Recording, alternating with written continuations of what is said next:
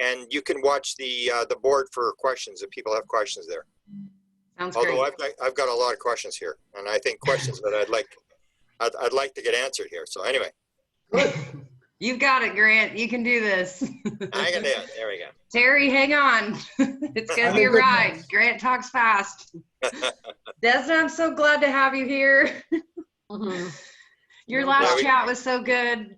The rabbit hole. Oh, thank you. Yeah, we kind of messed up 2 nights ago. I forgot to invite Desna, and everything went off the rails. So. No, I think that was my fault. I need to just learn how to CC everybody on emails. That's the drill.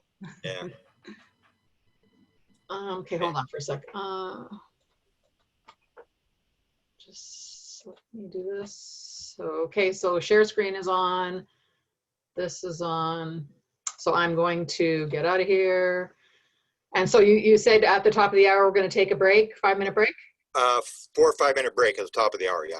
Okay, so I'll just pause whenever you say that, I'll pause it. And then if we go for another hour, then we'll have to take another break, but then I'm going to have to leave at 9.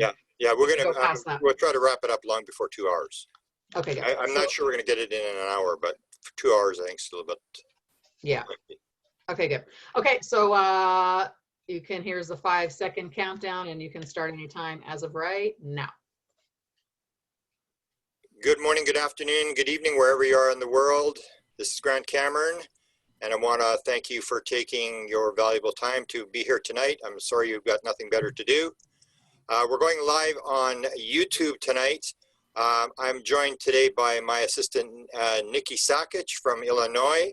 She's going to help me ask questions and monitor the board. And I have Desta Barnaby, who's the producer in the background. And my guest tonight is someone I wanted to talk to for quite a while since I heard his story. I've listened to a number of interviews he's done. And my guest tonight is Terry Lovelace, who has written a book called Incident at Devil's Den. And this is a fascinating story. I was just saying to Terry that I would like to have a panel with the 6 most fascinating experiencer stories that I'm aware of. And I deal with basically experiencers, and Terry's is one of the stories that I would like everybody to know about. So that's why I wanted to get him out there, and he wanted to do an interview. So Terry Lovelace is a 6-year veteran of the United States Air Force. He served honorably from 1973 to 1979. He has an undergraduate degree in psychology from Park University and a law degree from Western Michigan. He has been admitted to the bar in Michigan, American Samoa, and the state of Vermont. Terry began his legal career in private practice in Michigan before becoming a civil servant. In American Samoa, he served as an assistant attorney general and general counsel for the LBJ Tropical Medical Center. In 2007, he was elected by his peers as the president of the American Samoa Bar Association for a 1-year term. He also prosecuted criminal felony cases for the territory for 2 years. In Vermont, he served as an assistant attorney general for their board of medical practice until his retirement in 2012. He resides in Dallas with his wife and their adult children. Good evening, Terry, and thank you so much for coming and being willing to share with me your story. Oh, thanks very much for the kind introduction. It's nice to be here. Beautiful. Yeah, yours is, as I point out to people, this is a story people should know. So let's go through, we've got some photographs and I've got some questions that I want to get to you, but let's go through your story because it is a story that takes a little while to go through, and then we're going to show the photographs. So let's start from you're very, very young. And as you probably know, experiencer stories are sort of like, we call them lifers. It sort of goes through your entire life. It's not one type of event. So let's start where it first starts when you're a young kid and the first UFO sighting that you have. The first UFO sighting I had was at age 8, 1963. I was in my backyard. I had an uncle who gave me an adult bow and arrow set. Okay. You know, I'd never give my kid anything as lethal as that at 8, but it was a different time, I guess. I lived in South St. Louis City. Busy neighborhood, beautiful day. It was in May, lots of people outside, women hanging up laundry and talking, and kids and dogs and cats and cars, and the usual sounds. This is Michigan, right? This is in Michigan? No, this was, I'm sorry, let me back up. This was in my originally I was born in St. Louis, Missouri. Oh, okay, okay, And I was there until 1973 when I joined the military. okay, okay. That's about an hour from me. Where are you at? I live in Hillsboro, Illinois. Oh, okay. So yeah, I can get to, well, East St. Louis is about 54 miles away from me, but I go down there to Cahokia Mounds and Skywatch around that area. So Yeah, I've been down to Cahokia Mounds. It's an interesting place. My son and I walked through a cornfield out there and picked up about 24 arrowheads and flint. yep. Very interesting.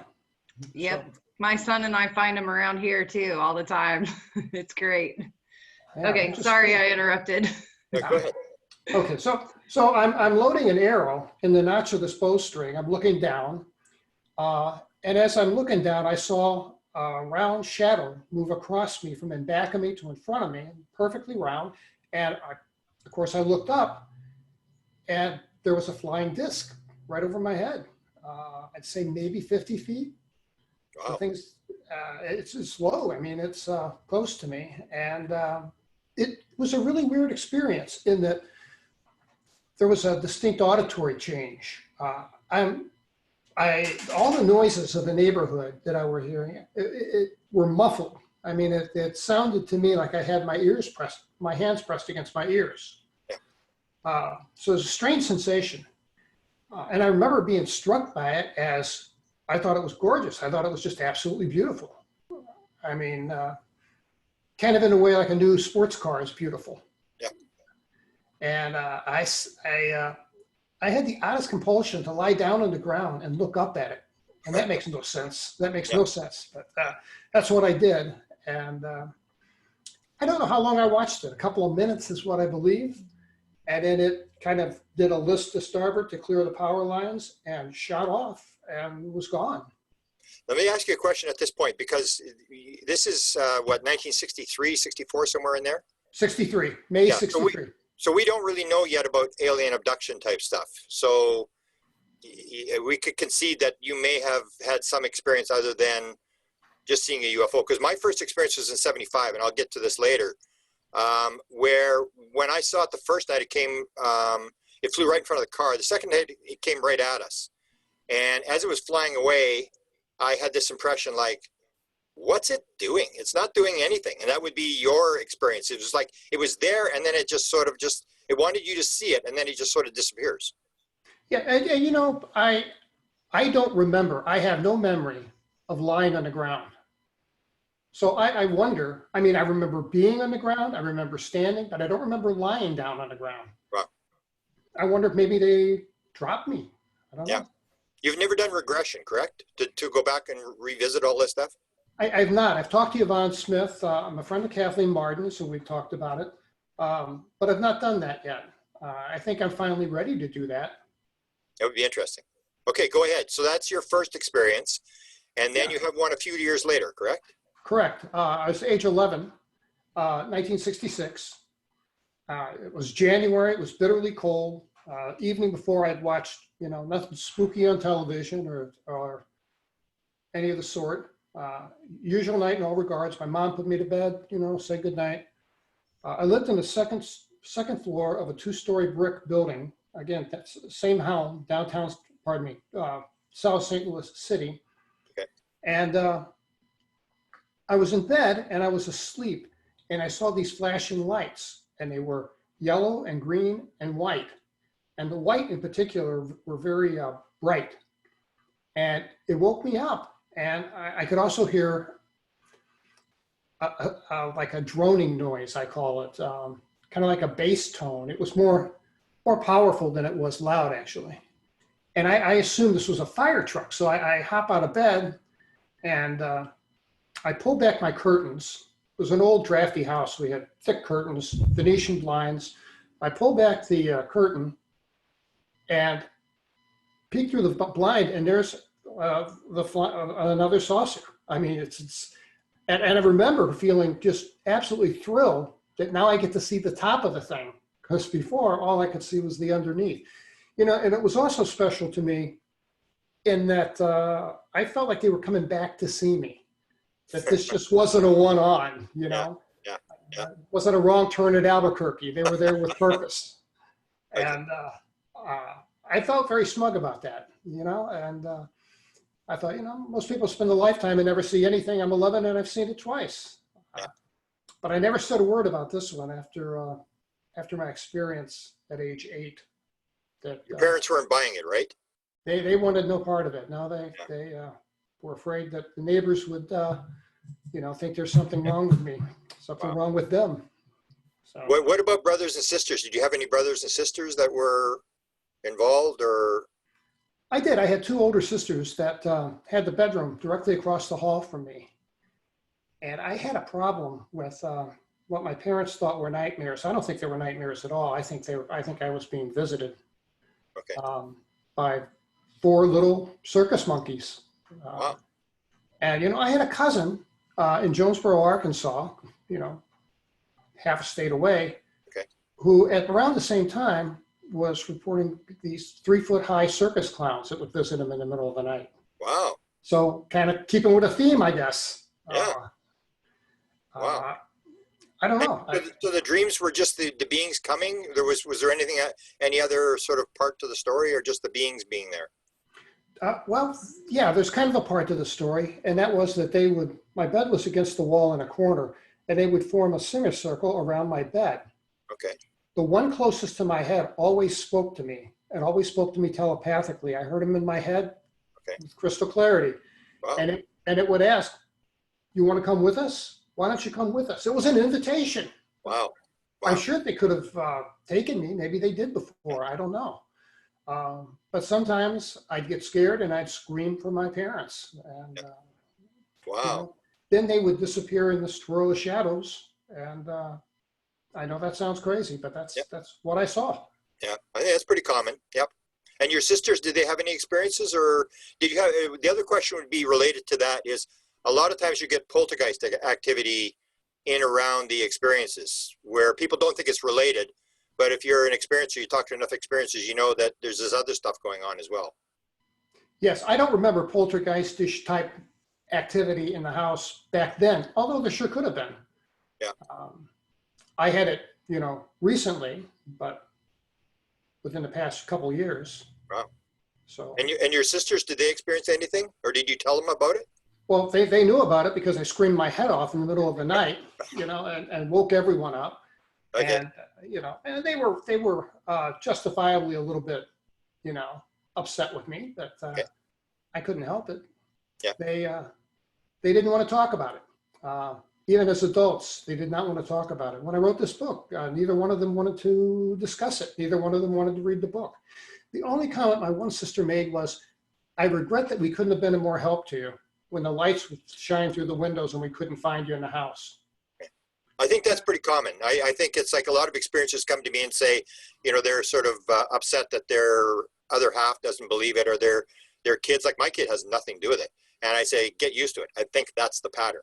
That you don't have any support for whatever reason. That people don't want anything to do with around you. Yeah. I have 2 adult children. They're both scientists. One's 40, one's 34. And they love me as dad, but they're not buying it. You know? If it can't be peer reviewed, it's not. Yeah. I remember you telling about the 11 thing where you thought it was sort of a dream until the next morning. So tell that story. Yeah. You talking about at age 11? Yeah, the one with the blind thing with the curtain. Yeah. What I did was, as I'm looking at this thing, and I'm just spellbound by looking at it, and I took the curtain and I tucked it into the slats of the Venetian blind, so I could sit there and not have to hold the stuff apart, so I could see. Mm-hmm. And I watched for a while, and then I felt suddenly disinterested. Not apathetic, but close. Yeah. And I turned around and went back to bed. Wow. Woke up the next morning. I did not remember it. First thing, I woke up, and then as soon as I saw the window and that curtain tucked in, it came flooding back, and I knew that it happened. That's one of the things I noticed with your story, that you had it twice, where if you've ever watched Mike Clelland's story, or a number of experiences where they'll report a being is standing at the end of the bed, and then you ask them, "What did you do?" "I pulled the covers over my head and went to sleep." And it's like, you did that? And you had that experience where it doesn't make any sense that you would just stop watching and then go to bed. Or when you're on board they had the craft thing where with the tent, where you go into the tent, you just, okay, we're going to bed. And this whole thing is going on. It doesn't make any sense. No, doesn't. Doesn't. Beautiful. I could, if we go chronologically, in 1987, I had a 2-hour episode of missing time while on a motorcycle ride. Wow, I haven't heard this. Yeah, it was my habit. I only rode my motorcycle 3 months out of the year in autumn in Michigan. Okay. Because it was beautiful. I enjoyed it, and we had a routine. I'd ride on Sunday morning. I'd always be home between 10:30 and 10:45. I mean, I'm known for being prompt. Yeah. And I went for my ride, and I stayed on pavement. I never took my bike on gravel, and I was on a paved road, and I was approaching a turn, and I was throttling back from about 80 to about 65. Yeah. And then seamlessly, I mean, absolutely seamlessly, I'm on a gravel road, a gravel farm road, doing 30 miles an hour. Wow. And I blamed it on myself being absent-minded because it was the only explanation I could think of. So I had to park the bike, and I assumed if I came in this way, if I turn around, it'll get me back from where I came from, and it did. Yeah. And I went home, and my wife was hysterical. I was 2 hours late getting home. So this is 87. So by then, Whitley Strieber's written the book Communion. Did you know about missing time and the fact that you may be dealing with something where you're being taken, or was it still a mystery to you in 87? In 87 was kind of the year that I got clued in. I purposefully, my wife and I both avoided the topic. You know, we didn't watch science fiction. She liked to watch Star Trek. I'd leave the room, but I still haven't seen Independence Day. It upsets my sleep. It does. So when I had this missing time episode, my wife had a Life magazine article that she'd saved from 1963, I believe, Wow. on Betty and Barney Hill. Wow. So she thought about that 2 days after the fact when she had calmed down, and showed them to me and asked me, could this be, the reason that you're late? Could you have run into something? Wow. Did you see the Communion book at that time? Did you see the cover or anything like that? And how did you react? Because a lot of people will talk about the fact they dropped to their knees. They couldn't believe what they were seeing, and it triggered memories and stuff. I was in a mall, Christmas shopping, and I include this in the book. Wow. I walked into a discount bookstore, Okay. a big chain, and there on the end cap was Whitley's book, and I saw it, and I had a panic attack. Yeah. And we had to leave the mall. Wow. It's almost like that's a trigger event. Like I always say to people, if you want to go to Amazon.com, go to Communion, and then read the comments, and people will tell the same story you're telling. When I saw that book, it's like, it's almost like it was intentionally put on there to trigger people to remember. I got to spend some time with Whitley last June when we were at the Consciousness Conference in Pine Ridge, South Dakota. Okay. And a very interesting experience there. And I asked Whitley, I said, what made you choose this image for the cover of your book? Well, good. That's what I wanted to ask him. What did he say? That's what they look like. Wow. Because you know the story that his wife was channeling. He was going to call it Body Pain, and his wife was channeling in the middle of the night. No, we shall not call it that. We shall call it Communion, because that's what it is. And that's why he changed the name of the book. Yes. Wow. We talked about that, discussed Annie at length. So he picked the photo because that's what they looked like. But did he get told to put the photo on the cover? Or did you ask about that? I think it's artwork, but it was artwork, I understand, done with his direction. Yeah, see, I was wondering why he chose, it's almost like because it's not so much the name or whatever, it's the photo that triggers. It's almost like I was wondering whether he got the idea, put this photo on the cover, because that's what happened with the title, but I never clarified whether the photo he got told by some sort of impression or message to put the thing. But I'm glad you thought. What did he think of your story? Did you tell him your whole story? And what did he think of what was going on? I did. We presented while we were there. There were maybe 9 of us or so, and Yeah, he had as many questions for me as I had for him. There you Well, I don't know. I think Whitley's a mystic, and I should probably have way more questions for him. But Yeah. It'd be honor to talk to him. I mean, he's quite the sort of like the forerunner of the whole thing. And he is. You know, Rice University in Texas. The head of the humanities department is Professor Jeffrey Kripal. Kripal, yeah. And Jeff has co-authored half a dozen books with Whitley. Yeah. And he invited myself and Leslie Kane to speak last November at the university. And we spoke just to faculty members of the humanities department and PhD candidates, no press and no public. Wow. And we were very well received. I spoke on UFOs, or pardon me, I spoke on abductions, and Leslie spoke on UFOs, of course. And I met Jeff Kripal. It was just a fascinating event. They had all of the letters, 200,000 pieces of mail that he received. Oh, yeah. And received. They are in the process of, anyway, categorizing them, cataloging them, and they're going to be available for public access and review. Yeah, that's interesting. Let me ask you a question on that, because I think Paula Harris's material is going to Rice University, and so is Jacques Vallée's material. So you mentioned the fact that when you die, you have these implants, which we'll get into a little bit later, that you want them taken out when you die. Have you got where you're going to send that? Is that to Rice, or what are you planning to do with the implant? Who's going to be analyzing this? That's, you know, I thought I had that worked out. Okay. And I don't want to name names, but I wasn't sure after I did this in my will that it would be done properly. So we're redoing that. Okay. But Rice is a key place that people should realize. Rice University, because of Kripal, they have a pretty, like an interest where they're not laughing at it. They're taking it seriously there. They sure took us seriously. Yeah. Wonderful. So let's get back to your story. So you have the 11-year-old thing, and then we move to your Air Force days. So you go to the Air Force, you go to Michigan, and then you have the major event, right? Yes. Actually, I was assigned to Whiteman Air Force Base, which is in rural Missouri, Okay. about 50 miles from Kansas City. Back then it was in the middle of nowhere. It was a SAC base. They had nuclear-armed B-52s and a squadron of Minutemen II ICBMs scattered out all over the farmland. Yeah. I was a medic and an EMT, so I worked in the emergency room as a first responder. And my partner at work was a guy named, I refer to him as Tobias. And Toby and I were best of friends. And our wives were both married young. Our wives were best of friends.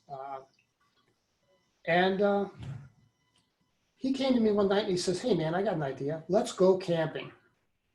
And I kind of scoffed at it. And I said, "Look, man, I'd never been camping in my life. And I suspect, you know, you're from Flint. I suspect you've never been camping. And where did this idea come from?" And This is 77, correct? 1977, yes. Okay, but you have an incident before then at Whiteman, which I'd like to go through, because you have the experience in 75.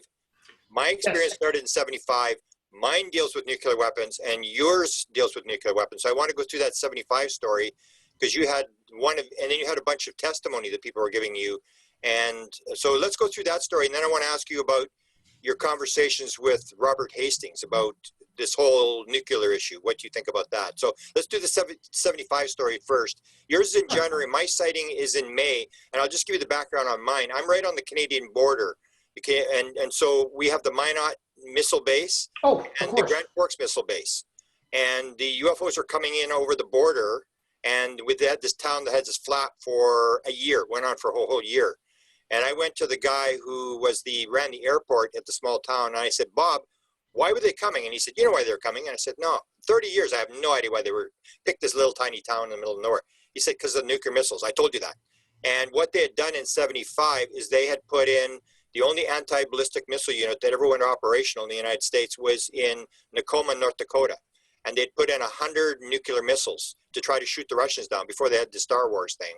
And so there was this connection. So when I heard your story of 1975 and the nukes, I went, whoa, this is pretty cool. So tell that story about the 75 incident. Yeah, sure will. We got a call one night, late after midnight sometime, and a call to, Toby took the call, and it was to a missile silo I refer to as Kilo 5. They were all named and numbered like that. That was how they were labeled. And it was about maybe 12 miles from the base, out in the middle of the soybean fields. So I warmed up, bitter night, cold, very cold. I warmed up the ambulance, and Toby did the paperwork and the checklist thing, and then ran out, and we hopped in the car and took off. And it was an odd thing in that the only information that we had was a missile technician had fallen, and they think maybe it may have broken ankle. Okay. But they were very uncharacteristically light on details. Okay.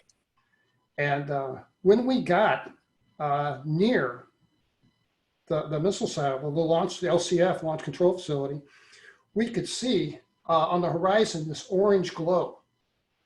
And I'm like, what is that? And what it was there were probably a dozen security police vehicles there with their engines running. And there's this huge cloud of carbon monoxide gas that was, and all the cars had their yellow flashers on from their overheads. Okay. So there's this big pulsing cloud, moving out of sync. It's very strange. So, wow. And he had a guard across the road, and he let us through. And I asked him, "Hey man, what's going on?" Because I normally don't see that kind of response. And he says, "Beats me, man. They just put me out here." So, wow. So we drove in, and there was a captain in the middle of the road, and he was talking on a radio, and he was agitated. And he told me, I rolled my window down, and he says, "Your man's walking and talking. He's okay. But nobody goes in until I authorize it. Park over there and stay in your ambulance and stay off the radio." Okay. Okay. So we did that for about 5 minutes. And my friend Toby, who was, Curious. impulse control issues. He says, "Man, I got to check this out. I want to see what's going on." So he grabbed the parka and hopped out of the ambulance. And he's gone maybe 5-6 minutes. He opens the door and he's excited. That was unusual to see Toby excited. But he opened the door and he grabbed me by my shirt and is pulling me out of the ambulance. Says, "Man, you have got to see this. You ain't never seen nothing like this." And he's pulling me out of the ambulance. I grab my parka and I come out. And here we're standing next to this captain who told us to stay in the ambulance. And he and Toby are looking up. And I looked up and I saw this. It was about the size of a full-size van. Okay. And I called it a black diamond because it had all these facets to it. It was shaped a little bit like the thing in Rendlesham that I've seen pictures of. So you must have been pretty close if you knew the size. You must have been pretty close to it. We were right there. I mean, it was hovering over the cap that was over the launch tube. Okay. That's where it was. And so we're watching it, and the thing just took off, like from 0 to 500 miles in a second, and is gone. And we're all looking at each other like, "Wow, did you see what I saw?" And so he kind of shakes it off and takes control again and says, "All right, you can go in and get your man now." But you don't believe this. You don't believe this is. You still haven't caught on. You've had 2 dramatic UFO sightings, but you don't tie it into UFOs, correct? Correct. Well, at 22, I was 20 then, 20 years of age. Okay. And I thought I was an expert on UFOs because I'd seen 2, one at 8 and one at 11. They were saucers. This wasn't a saucer, ergo it was something else. Yeah. And we got back to the base, and the hospital commander called us in, and he took my ambulance report, and he made a couple photocopies, and he redacted the times Everything else he left, but he redacted the times that we responded and time we got back and everything relevant. So I don't know what that was all about. And then, But you asked him about it, didn't you? Didn't you make some comment? You asked him about what was this? sure, we were both eager, like, what is this? What is this? And he says, boys, I got to tell you, that's a prototype helicopter, and it's secret. So you can't run your mouths about it. You can't talk about it. You Okay. understand? And we're like, okay, sure. And we told everybody we knew. Everybody that listened, we told. And other people were talking, correct? You got other people who were giving you sort of secondhand information that this was not a one-time occurrence. I did. We knew some security policemen because as first responders, we got to know those guys. Yeah. And this was a little atypical.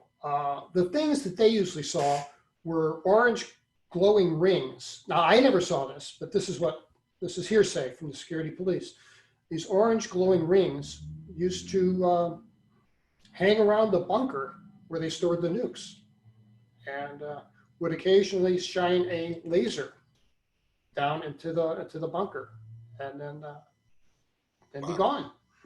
That's the Rendlesham Forest story. And it wasn't one or two guys. I think you said at one time it was like 11 or something people that had told you this sort of story. It wasn't one or two guys that told you this. No, we heard that from multiple people. Yeah. And that's exactly the story that you hear, this rumored story about Rendlesham, where they go over the nukes and they shoot the beam down. And of course, everybody's backing off the story. No, that didn't happen and stuff. It's almost identical story. So when you talk to Robert Hastings, you probably know Robert Hastings is now come out as an experiencer, that he's dealt with these beings his whole life. Were you in his documentary, or what was the discussion you had with him, and what did he think about your case? Was it just standard, or did he have anything to back up your case? He interviewed me at length about everything that happened, my entire story, which took probably 4 hours to go into detail. And we should mention for people that Robert Hastings wrote the book UFOs and Nukes, the connection between the UFOs and nuclear weapons. Yes, and his latest book is called Confessions, written with, co-authored with David Jacobs. Yeah. And he included my story in his book because he thought it was relevant and thought it was genuine. Yeah. So yeah, I've talked to Robert Hastings, got all the respect for him in the world. The guy's very knowledgeable, and it's just curious that he's an experiencer too. Yeah. Was there any other cases? Like you said, you got 1,200 letters from various people after you published your book. Was there anybody else that came with nuclear stories, or from Whiteman Air Force Base, or anything that sort of tied into that? Because that seems to be a key element that, people are talking about the threat thing, and, that this is a key element, is this connection between the nukes and UFOs. Yes. Well, now it's 1,340 letters as of this morning. Wow. I'm taking a core of about 200 of them that are just really fascinating, just really good stories from people, and de-identifying them and including the facts in a book. That's going to be a book that I hope to publish in a month, if everything goes as planned. Beautiful. But, And then you'll put at Rice University all the letters when you're dead, right? I will. That's a great idea.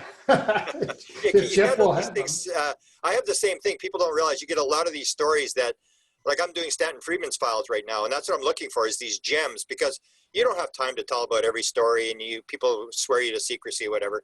But when you're dead, I mean, a lot of this stuff leaks out, and then you go like, wow, I mean, I didn't know this existed, these stories. So you've got a lot of people that are reacting to your story and basically supporting what you maintained through your story, correct?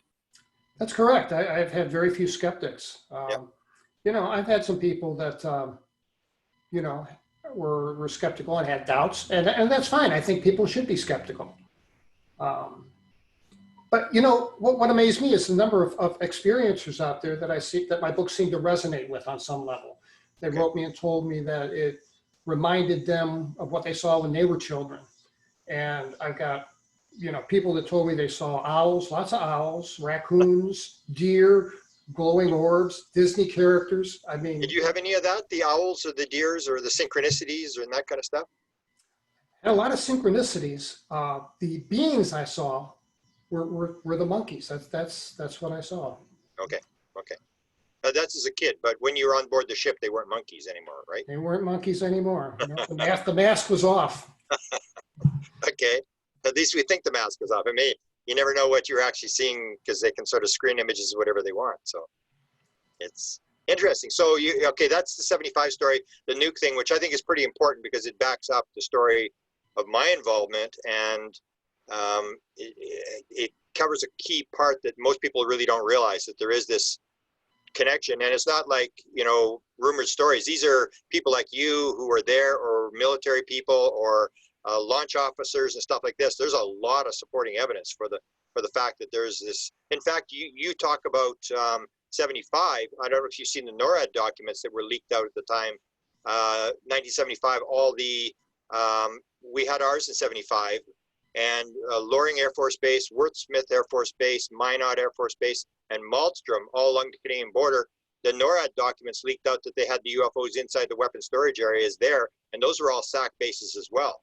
And I always got the impression was because the Vietnam War, it hadn't gone very well in the Vietnam War. All the troops were out of Southeast Asia, and there may have been some sort of idea by high-level officials that if the Russians go to take South Korea or the Philippines or Indonesia, we may have to use the nukes. And that may be why there was so many nuclear stories in 1975, because mine was they put in this nuclear missile base in February of 1975. That's when the sighting started, and they made a contract with the Russians, a treaty to take out this 100 new missiles, because North Dakota had 400 nuclear missiles, and these sites all over the place.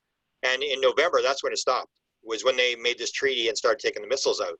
So it was like this direct correlation. And so 75 is critically important. That's when Travis, so if you look at Travis Walton's story, That's right. Travis Walton's story took place right in the middle of these incidents, these incursions were in late October, November of 1975. And that's when they took Travis, right in the middle of those nuclear incursions at the SAC bases.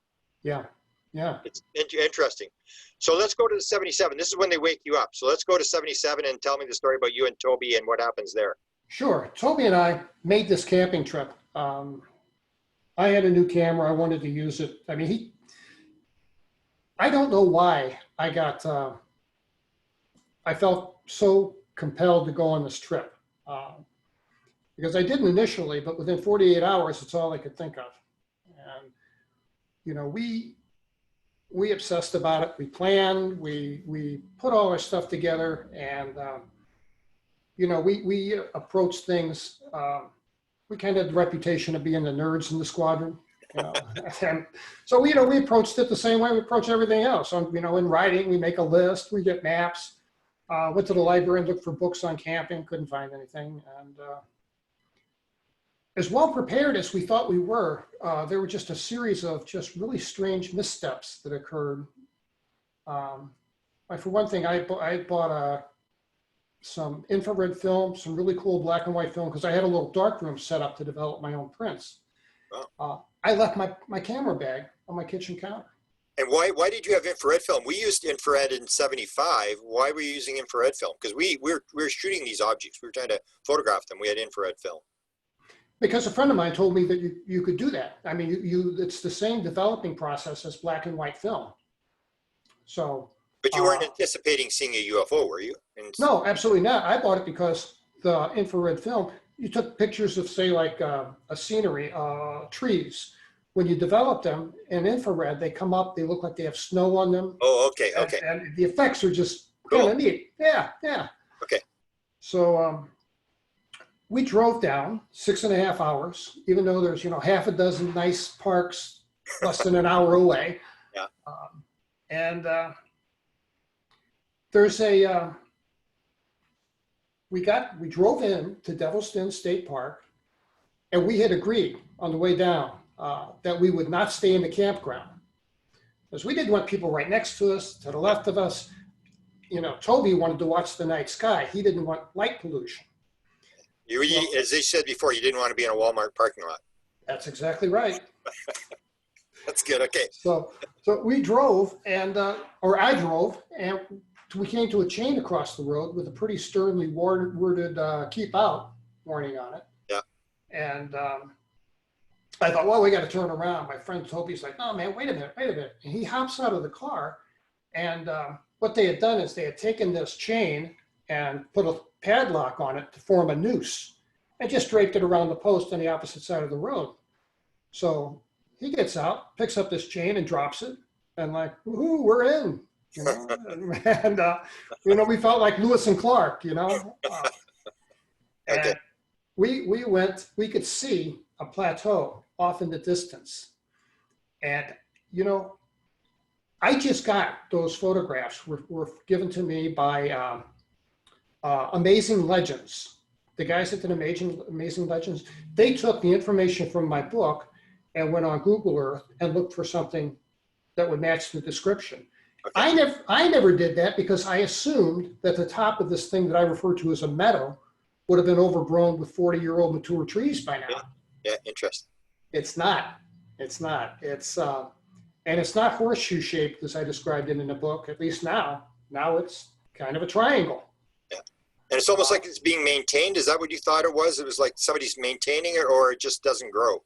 No, someone is absolutely cutting that grass. Yeah. You know, there's one road that goes up to that plateau, one dirt gravel road, Wow. and somebody on a regular basis goes up there with a tractor and cuts the grass and keeps the trees Wow. from growing. Interesting. So, and they've done that, I guess, for 40 years, and that is curious. Yeah. Why groom this meadow in the middle of nowhere?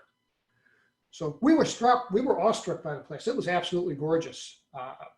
We were pretty high above. We could see the tree tops, so we were on this plateau. Okay. And it was just gorgeous. And we set up camp off to our right, and I'll kind of cut through a bunch of stuff and get to what's really relative. Yeah. But we did the fun stuff. Took a hike, barbecued some hot dogs and all this stuff. And it's getting later in the evening, and we have a tent, cheap tent we bought, Kmart tent, and we had a campfire. And I was on one side on an air mattress, and Toby was on the other side on his air mattress. And we're just chatting. We're just, you know, shooting the breeze. And I remember telling him, I remember saying, you know, man, I could understand how people could like this. This is really very pleasant. Because it was. We had fun. Yep. So, you know, he boasts and says, yeah, I told you. And I knew it would be fun. And we're laughing and joking around. And just a few minutes later, and this sounds so cliche, I'm almost embarrassed to say it, but I say it because it's true. In a lull in our conversation, the sounds of the forest stopped. The crickets, the tree frogs, we even lost the breeze that we had. We had a nice gentle breeze, and that went away. And the stillness unnerved me. Had I been there by myself, I'd have been gone. Yeah. And I asked my friend, you know, like he's going to know, hey, is this normal? It's still out here. And he's like, oh yeah, don't worry about it. He says, look, we've been loud, we've been laughing and cutting up. You know, they'll be back. Just watch, they'll be back. They didn't come back. Yeah. And of course, now you know that's sort of a pattern where you sort of get moved into this other reality or whatever's going on. That people describe this all the time. It really was like a shift. You know, I wonder if it was an interdimensional thing. You know, it felt artificial. I remember looking at a tree in back of our tent that was illuminated by the campfire, and it wasn't moving. I mean, the leaves on the tree didn't move. Yeah. And that, to me, was unnerving. And the other thing, I don't know, you probably know Chris Bledsoe, correct? I do. Yeah, and you know his story with John Alexander, and it's the idea where he's with John Alexander, and then he's sitting there and he says, the crickets all stop everything, and he said, John, they're here. And John said, what do you mean they're here? He said, they're here. I just know. It's like you become sensitive, like once you've been on the ship or touched the ship or something like that, you become sensitive to the vibration and you pick it up before they actually show up. So that's what he was saying. And then John saying, what do you mean? And then this thing appears and goes flying off. And John was so blown away. How did he know it was coming? And it was exactly what you're describing. It's almost like you're sensitive to their existence and that they're there, but you can't see them yet. And all this is sort of moving into a different whatever is going on. Yeah, that's a very good way of saying it. Yeah. And at this time, my friend has his head turned to his left. And I'm about to ask him, hey, what are you looking at? And he says to me, hey, Terry, were those lights there before? Cliche, right? I know, but that's what happened.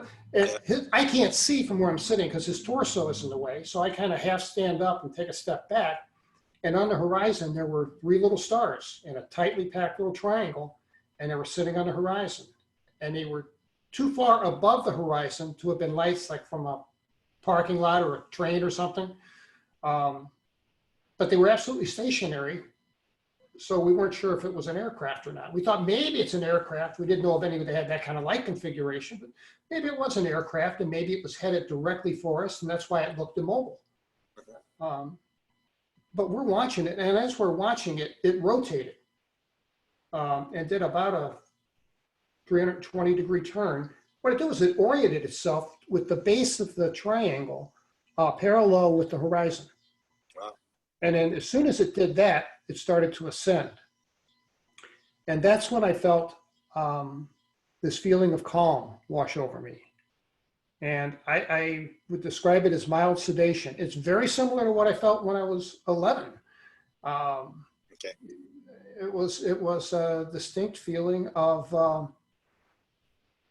almost being more of a spectator than a participant, kind of like we were removed. I struggle for words, but yeah. So we're watching this thing, and it's an inappropriate response by us. I mean, we're not discussing it. We're not talking. We're just quiet. There's not a word said between us, and we're just watching this thing. And it was cool to watch because it ascended to a high point, I guess the ceiling, and then started to descend, and it was moving faster because it was getting bigger, and we saw the points of light expand, always equidistant to one another, but they expanded. And we saw there wasn't a cloud in the sky. It was passing fields of stars, and they would blink out as the thing went past them because it was a solid object, not 3 objects moving in unison. Yeah. And we saw it tumble. I saw it tumble. I know Toby did too, where it would do this head over heels thing, which I thought was really interesting. Wow. And it got bigger, and eventually it was, headed right for us. We watched there was just a trillion stars out that night, and there was just a little bit of starlight, but enough for it to have kind of a blurry dark shadow on the treetops as it flew over, and it parked. We were off the side of the tree line. So this thing parked and filled up this entire meadow. And it was at about 3,000 feet. And we sat there and just looked at this thing. And while we're looking at it, that's when from underneath this thing somewhere, this beam of light came. Okay. Similar to what you mailed me. Yeah, I sent you a couple of photographs, and of Chicago, there were some taken of these beams. You said it was, the ones I showed you looked like they were maybe a foot and a half across. But yours, you said, was a bit thinner, right? They were no larger than a softball. We only saw one single white beam. Yeah. And it was uniform all the way down, like because Chris Bledsoe showed me the first one, 2015. One of those ones I sent you was Chris Bledsoe sending me that beam. But we didn't start big and go into small. It was almost like a tunnel, correct, or like a shaft or whatever. That's correct. That's correct. Yeah. Okay. Yeah. And that's when the beings came later, right? Beings come later. Yeah, okay. I'll get to those. So this white beam landed in the middle of the campfire and just stayed there for maybe a minute and a half, and then just like someone hit a switch, it turned off. And then there was a purplish, reddish, I'm a little bit colorblind, but I got the idea, a laser beam about the diameter of a pencil that came from the same spot underneath. And it would land at a spot in our campsite for like 1/10 of a second, disappear, and then reappear in another place. So it was moving around like 10 times a second, like some kind of weird light show. I mean, I'd only seen lasers on television at this time, 1977. And there was no fear now at this point, right? You're just observing this? No fear whatsoever. That feeling of calm that I mentioned, we were in that zone. That's the best way I can describe it. And this thing, I remember having the thought, this thing's checking us out. It's scanning us. And I don't know where that came from, but I think that's probably correct. Yeah. It struck me in the chest a couple times. I never felt a thing. I know that it struck my friend Toby. Wow. Hit our car, hit our tent, hit our campfire, just kind of like all over, like it was mapping or something. And it went on for how long, this other purple beam thing? About 3 minutes. Okay, That's okay. all. That turns off, and then it's dead silence, and we're sitting there. That's when Toby stood up and said, "Show's over." And I was sleepy. As soon as he said that, I could feel I wasn't tired. I mean, I was tired, rightfully so, but you got to remember, we worked the midnight shift for 3 years, and this was, mid-afternoon to us. I mean, it wasn't. We shouldn't have been that sleepy, not at our age. But It's almost like a replay of the 11-year-old thing where you suddenly get tired. It's like they want you to go to bed. Like, okay, get out of here, go to bed. It's exactly what it felt like. Yeah. So Toby threw his sleeping bag in, or his air mattress, and fell on top of it, and I followed suit. I didn't remove my boots or my shirt, and that would be important later. But as soon as my head hit the pillow, I was out. And some hours, 4.5, maybe 5 hours later, I wake up because there are this flood of lights, just like in my room when I was 11. Multicolored lights flashing through the canvas of the tent at odd intervals, and they were yellow and greenish, white, and they would light up that tent like a ballpark at night. And I'm I don't have my wits about me. And I'm like confused for a moment. Where am I? Oh, yeah, we're camping. That's right. So I saw these lights, and I'm thinking those must be the overhead lights of a park ranger there to kick us out. Made sense, right? Yeah. So that's when I noticed my boots were unlaced almost all the way down. And, one of the things they drive into you is take care of your feet when you're in the military. If you can't walk, somebody's probably going to have to help you, and you're going to be of no help, no worth. Okay. So I couldn't understand that. I took my boots off. My socks were on sideways too. Wow. There you And go. that really, really troubled me. And I put them on correctly, laced them up, and that's when Toby caught my attention. He's on his knees. He's looking out a flap on his tent. And I'm like, man, what are you looking at? What's out there? Is it park rangers? And he said, no. And he did the universal finger across your lips thing to be quiet. And we whispered back and forth a little bit, but I noticed in a flash of light that he had been crying. He had tear tracks down the right side of his face. And that upset me. That's the point where all that sedation, all of that feeling of calm, that was all gone. That was all out the window. I was scared to death. I was scared to death. And I got on my knees and I pulled back my flap in the tent about 2 inches because I don't know what's out there. And I saw two things. First, this thing that had been 3,000 feet over our heads had descended, and now it's about 30 feet over us. Wow.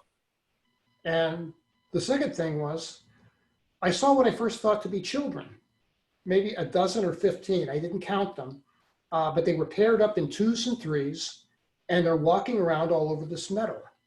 And they walked with a weird, distinctive gait. They walked almost like their knees were hinged to go backward a little bit with every step. It was an unusual gait.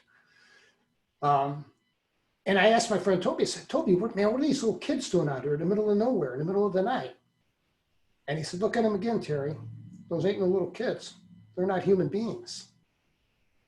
And he was right. When I looked close, they were not. I mean, their heads were disproportionate to their torso, the spindly bodies. You'd call them grays? Yes. And were they doing anything? Because this goes back to this thing about when they fly by and they're just not really doing anything. Were they doing anything or just sort of walking around? Yeah, I'm glad you asked that. They were like tourists. They weren't looking down or looking up. They weren't searching for anything, but they were in little, like I said, 2s and 3s.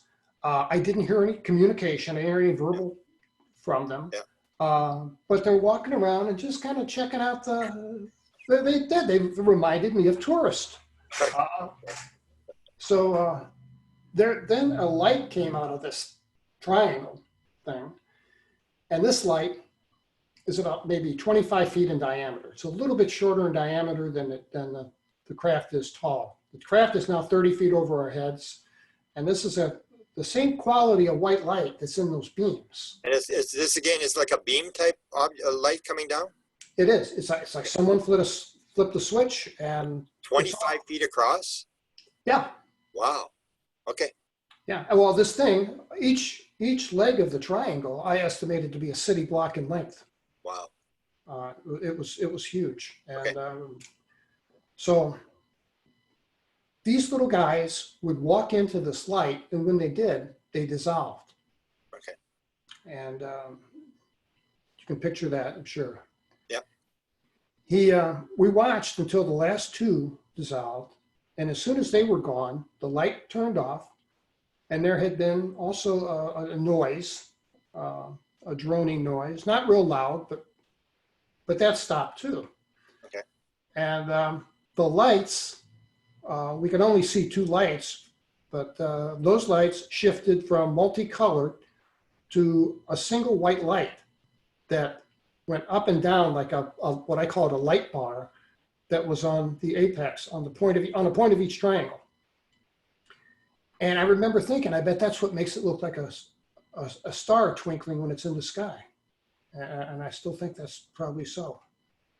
Wow. So what we watched, it took off, and it didn't take off like a rocket ship. It lifted off like a hot air balloon, slowly, and did a turn, and then continued to climb. And I think that the higher it got, the faster it went. And it reached the point where, there are 3 dots of light again that look like stars, and then 1 dot, and then it was gone. And we sat there, for probably 30 minutes, and it doesn't make sense, but I didn't want to leave the tent because it's just a piece of canvas over my head. But, I felt like I had cover, I thought to run from there to the car, I'm going to be vulnerable. And, to this day, I avoid open spaces. I will walk a mile around my. You said, yeah. Yeah. So. But you and Toby aren't talking during this 30-minute period of time, are you? No, he's hyperventilating. Okay. And I think the only thing I said was, man, you got to get control of your breathing. Wow. And he finally did. And he was the one actually that said, look, we got to get out of here. Grab your keys and let's just go. And I said, it's pitch dark out there. You sure you can navigate me out of this place without breaking an axle or something? Yeah. And he says, yeah, I got this. Trust me, I got this. And we ran to the car and left. And we were incredibly thirsty. Found out later we were acutely dehydrated. And we headed back to Whiteman Air Force Base. And Terry, can I ask you a question real quick? yeah, sure. At that part when you guys are peeking out of the tent and you said they were in 2s and 3s and looking around, did you notice that any of them noticed you? I mean, No. No eye contact was made, or they didn't glance over like, hey, what's this tent? Well, yeah, well, we weren't right next to them. We're parked over by the tree line, and these little Okay. guys are more or less in the middle of the meadow. So there's a fair amount of distance between us. But that was our fear. Our fear was, so we're just, peeking out and, trying not to make any noise. And yeah, we were scared to death that they would just right. all twirl around. I've been in situations like that where you're hiding in a tent and you even think, what am I doing in here? Like, there's just nothing you can do. That's right. Silly. Thank you. Sure. Dyatlov Pass, right? Right. Let's take the little 4-minute break right now, and then we'll get to when you get back with what happens in the hospital when you head back, because that's and I've got a couple of these weird questions. Then I'll let Nicole ask questions if she wants to. I've been writing. That was the only question off the top of my head. So let's take a little 4-minute break, and then I will we'll go to the thing with the hospital when you get back. Yes. And then I want to talk about your helicopter photos and some of the things, some of the weird things that I haven't heard you talk about before. Yes, can do. Will do. Okay, so let's take a little break. All right. Women who had, they were both principals. They were very hard to come out because they didn't want to expose themselves. they had the same thing. They were looking up. The one was looking out of the car, was above them, and she had the same eye damage that you reported. So Yeah. interesting. So you have these injuries, and Toby does he have the sunburn as well? Toby's African American, Okay. but he was burnt. I mean, it's the first time he had that experience, and he hurt all over. You know, I think that whatever they did to me, they gave him a double measure because he was sick. I mean, he was really sick. There's no way he could have drove a car. I had this old Chevy with a great big bench seat in the front and in the back too. And I suggested, hey man, why don't you go crash in the back seat? You'd be more comfortable. And he muttered something like, I'm not moving. He was curled up. He was a short guy. He wasn't a great big guy. Yeah. He's curled up into a fetal position on the seat. And he's just miserable. And when the sun come up, the sun finally rose, I was miserable because it hurt my eyes so badly. So we got to base. Our wives took us to the hospital. Here's where things get strange. They separated us. And after I have probably the most thorough medical examination of my life, mostly with my eyes closed because I'm so photophobic, the base commander, the hospital commander, and two guys in casual civilian clothes who I don't know came into the room, and they asked the doctor to excuse himself, and the doctor shut the door on the way out. And the hospital commander, who I knew well, was the only one that spoke. And he was very formal. And he said, Sergeant Lovelace, you're to have no contact with Sergeant Tobias. That means you won't speak to him. You won't send him letters. You won't try to communicate with him through a third party. If you're in the base exchange and you run into one another at the frozen pea aisle, you're going to turn around and walk the other way. And on and on and on. And he said, you know, and this is an order. Do you understand me? There'll be consequences if you don't obey this order. And I said, yes, sir, I understand. I mean, like, I didn't understand. But the curious thing is, there was a change. When we left that plateau, there was a change in me, and I suspect in Toby as well. Well, this guy was my best friend in the world, you know. Suddenly, I wanted nothing to do with the guy. And I don't know where that came from. I can't reconcile that to this day. But I had almost disdain for the guy. And it was just uncharacteristic of me. And looking back on this incident with the people coming into the room, do you think that they knew immediately because of your injuries what had happened? Because if you remember the Rendlesham Forest, they were shipping guys out there as well, where they moved guys out immediately to separate them so they couldn't really talk about what had happened. Yeah, and that's what they did with Toby.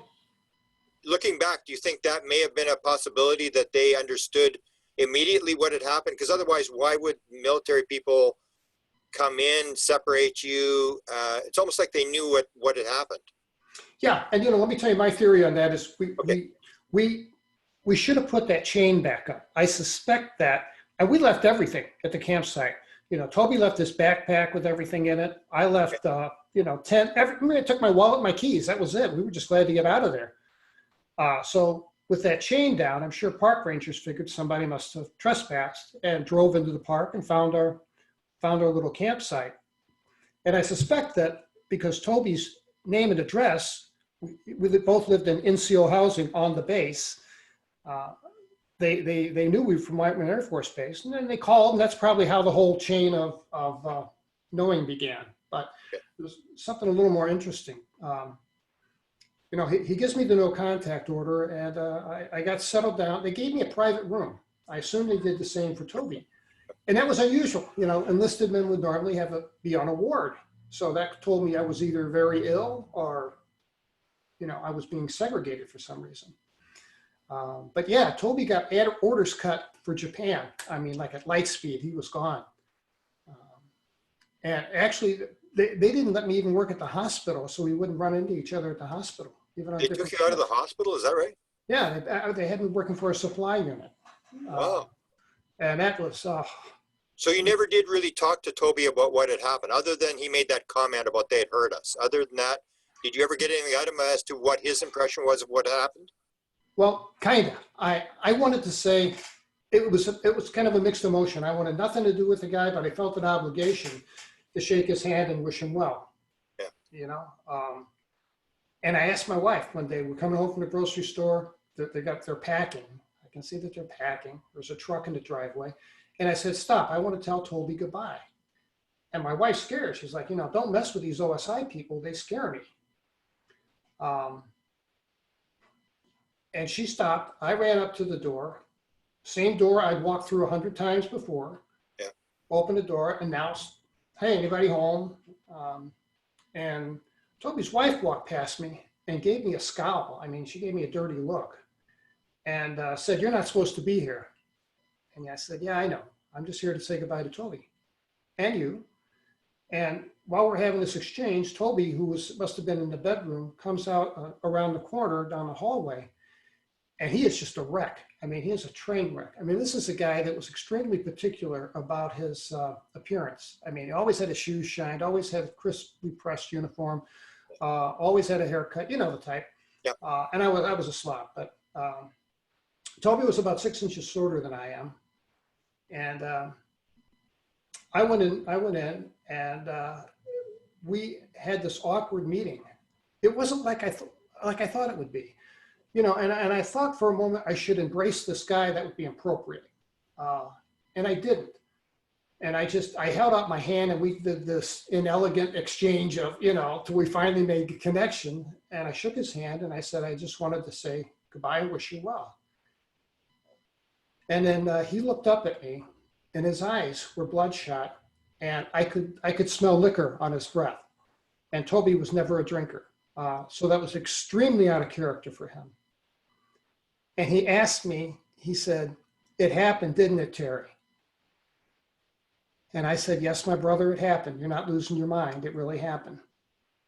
And then he said, but why us? Why us, Terry?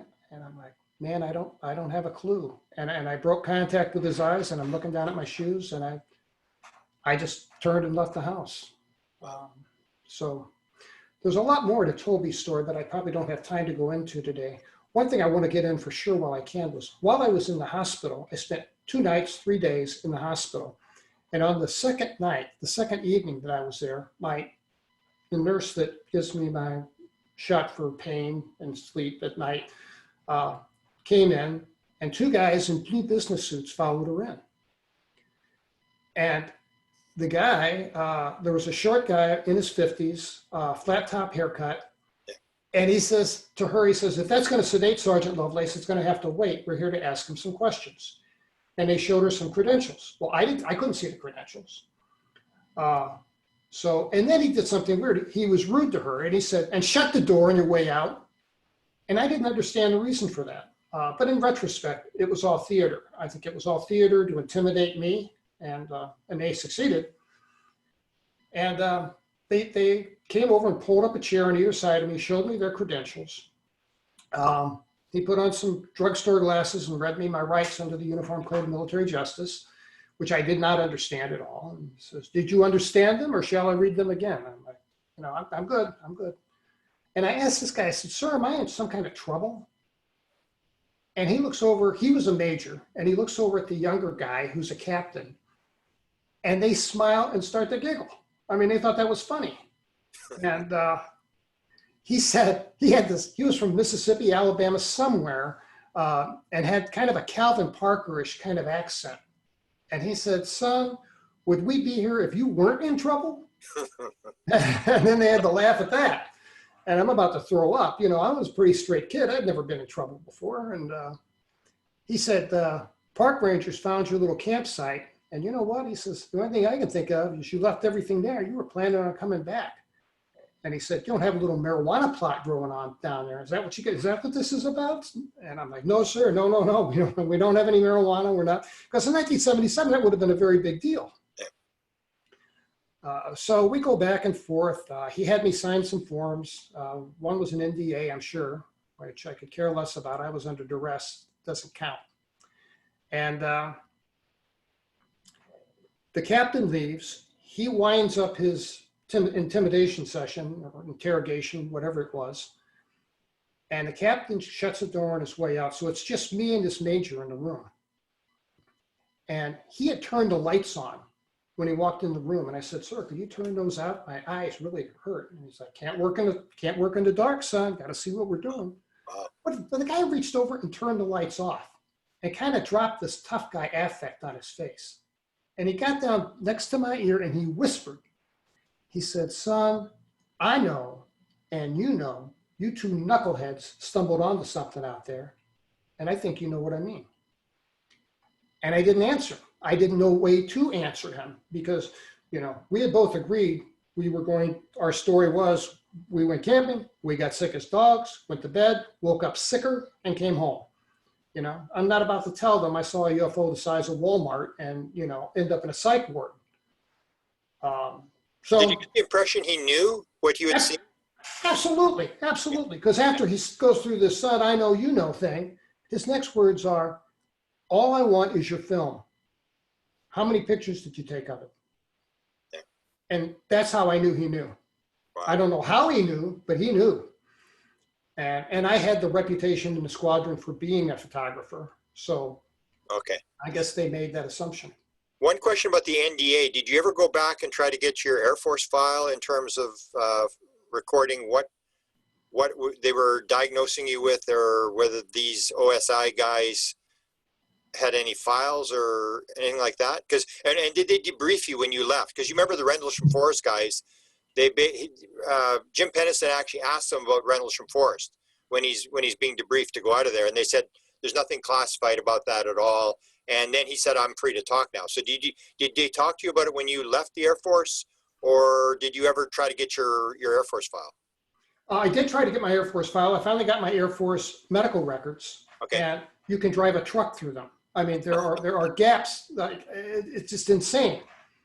Because they had given you some pills, right? They had given you these weird pills that you're supposed to take. Did they tell you why they wanted you to take these pills? No explanation at all.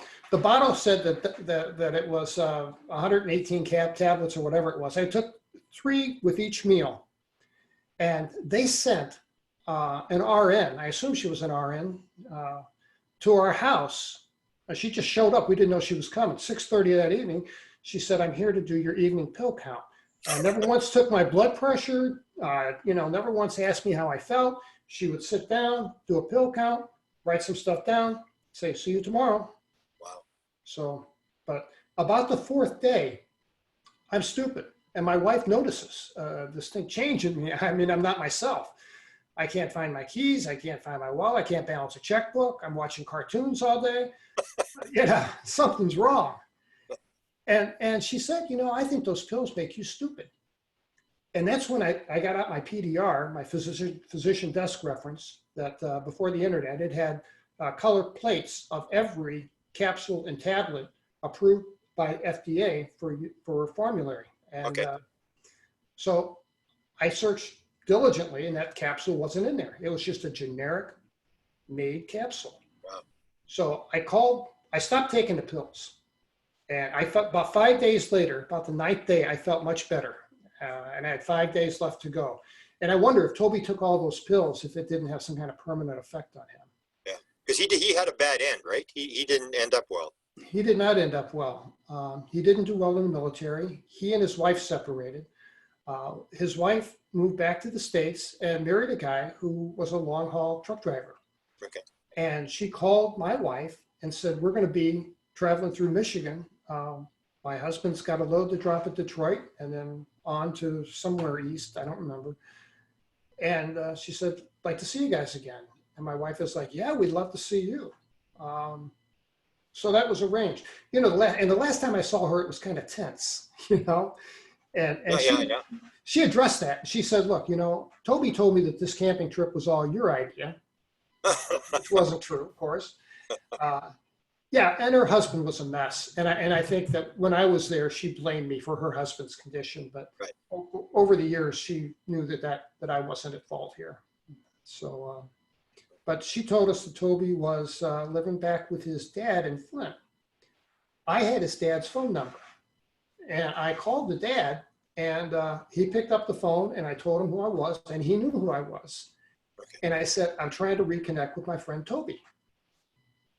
And he seemed a little bit flustered, and he said, Toby's in and out. I see him now and then. He stays here sometimes. I'll have him call you next time he comes over. And I said, I appreciate that. Thank you very much. And that was it. So I never heard from the guy.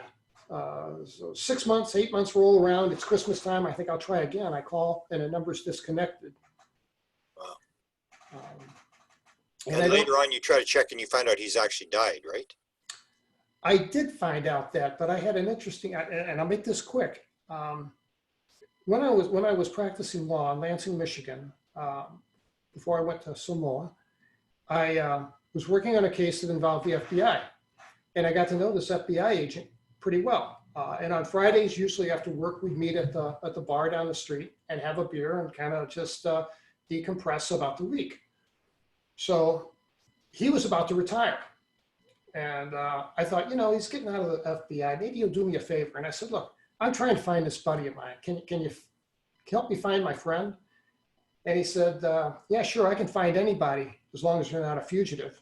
I guess that's FBI humor, So I laughed so he knew that I got it.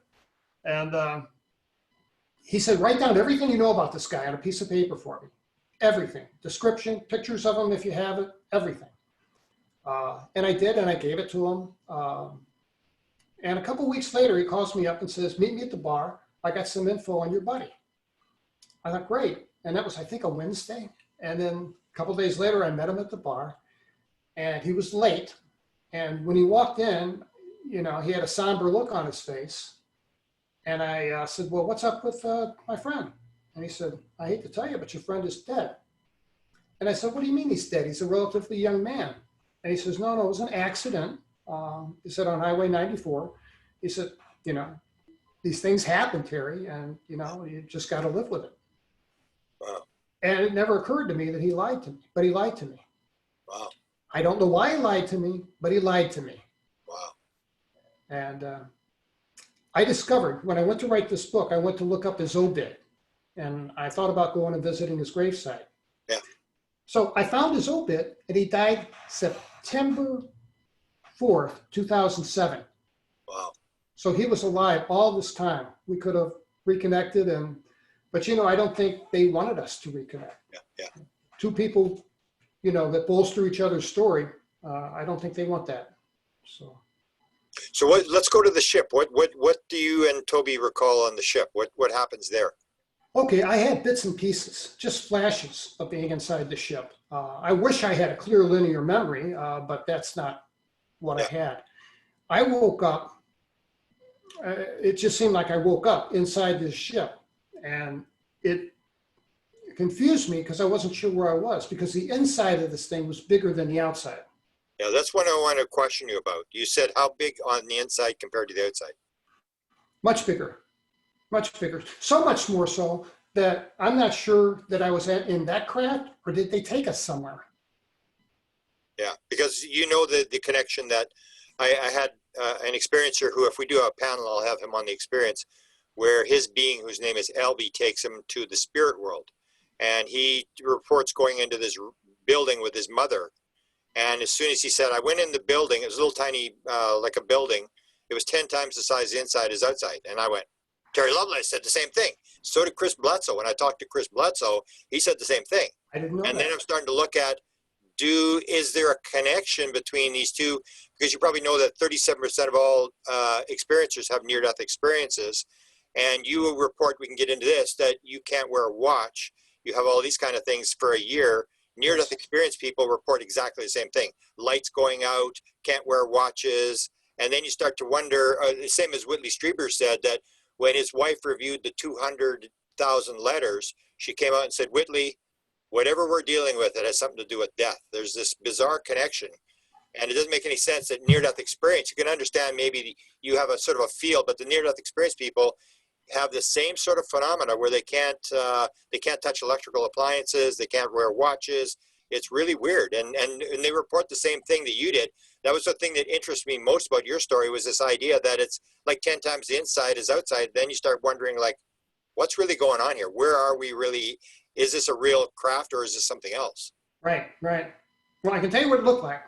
Okay. And what made it appear so huge was it was all open. There was like a big mezzanine. And it was like a football stadium. I mean, it was just crazy big.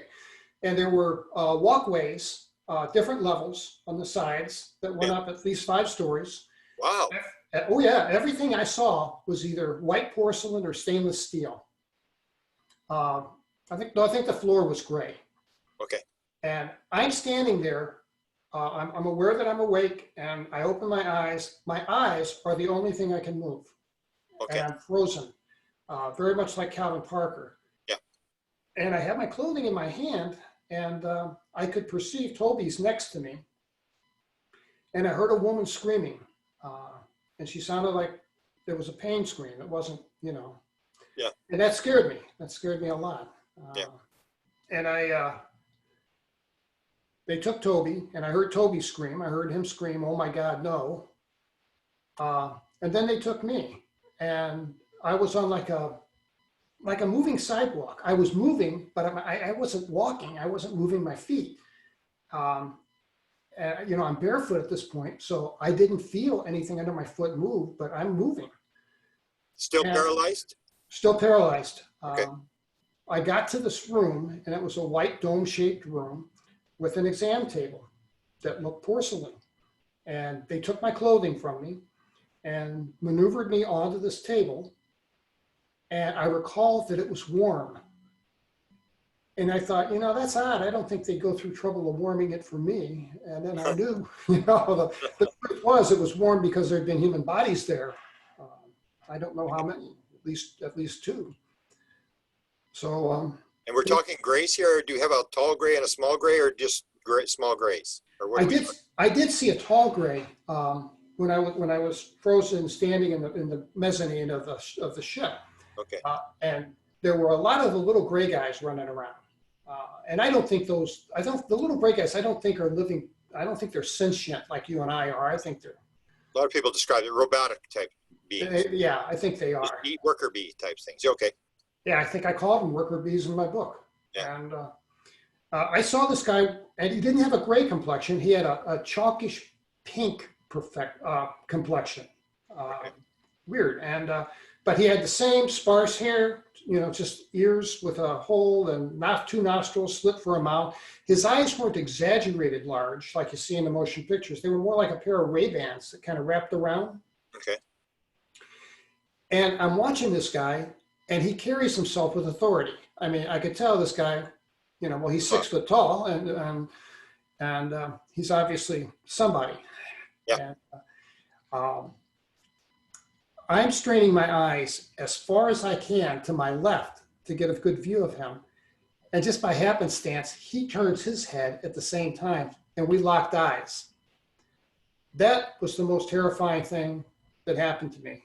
In the whole experience and being in that ship, this is what scared me the most. When we locked eyes, I felt this guy was in my head. Oh, okay. I don't know how to explain it other than he knew me, he knew my wife, he knew my secrets, my aspirations, the hopes and disappointments. He knew everything about me. And all I got back from the eyes was just like raw intellect. I use the analogy, and it's the best one I can think of. I got a dog who will put his head in my lap. And, I'll pet him on the head, and he looks up at me with those big brown eyes. And, we have this exchange, and he knows I'm the alpha. And we each know our respective roles. Yeah. In this exchange with this pinkish guy, I felt like the dog in the equation. Okay. That's the best way I can describe it. Yeah. And that scared me. So back on the table, I'm on the table, and they're doing something to my lower back, and it hurts. It hurts a lot, and I'm screaming. And what's odd is I can't hear myself scream. I would fill my lungs with air and scream as loud as I could, and I didn't hear anything. I can see, even though I'm in this, I'm lying down, supine, I can see that there's this tall insectoid looking thing that's working on my back. Maybe 7 foot tall, and it looked like a praying mantis. It had the triangular shaped head, the multifaceted eyes. And for some reason, I always picture this guy in a white lab coat Now, I don't think he wore a white lab coat, but the whole thing had a clinical feel to it. Yeah, people report that. What were you thinking when you were seeing these beings? Did you sort of then put the UFO thing together and these are aliens and?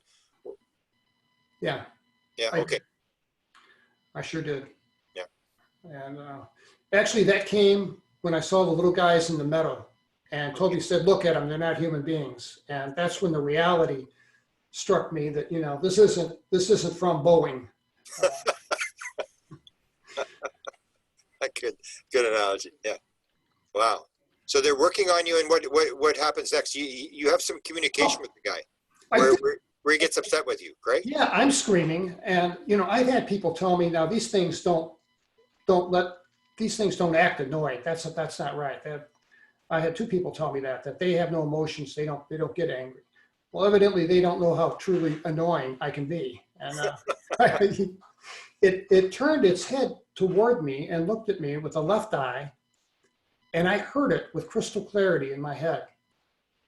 It was gender neutral. It had no accent or of any kind, but I heard a spoken word in my head, obviously annoyed, and it said, "Why are you screaming? Stop screaming. You know we don't hurt you. You know we take you back. Now stop screaming." And he tapped me on the forehead with a green digit, and I was out. Wow. There's a similar story. I think you interviewed Sherry Wild with Doug, where Sherry talks about when they take her out of the car and when she has this encounter at 10 o'clock in the morning, and then she's resisting, and they say, "Sherry, do we have to go through this every time?" So anyway, it's like, is this the only encounter you have with these beings, or did you recall being inside the ship?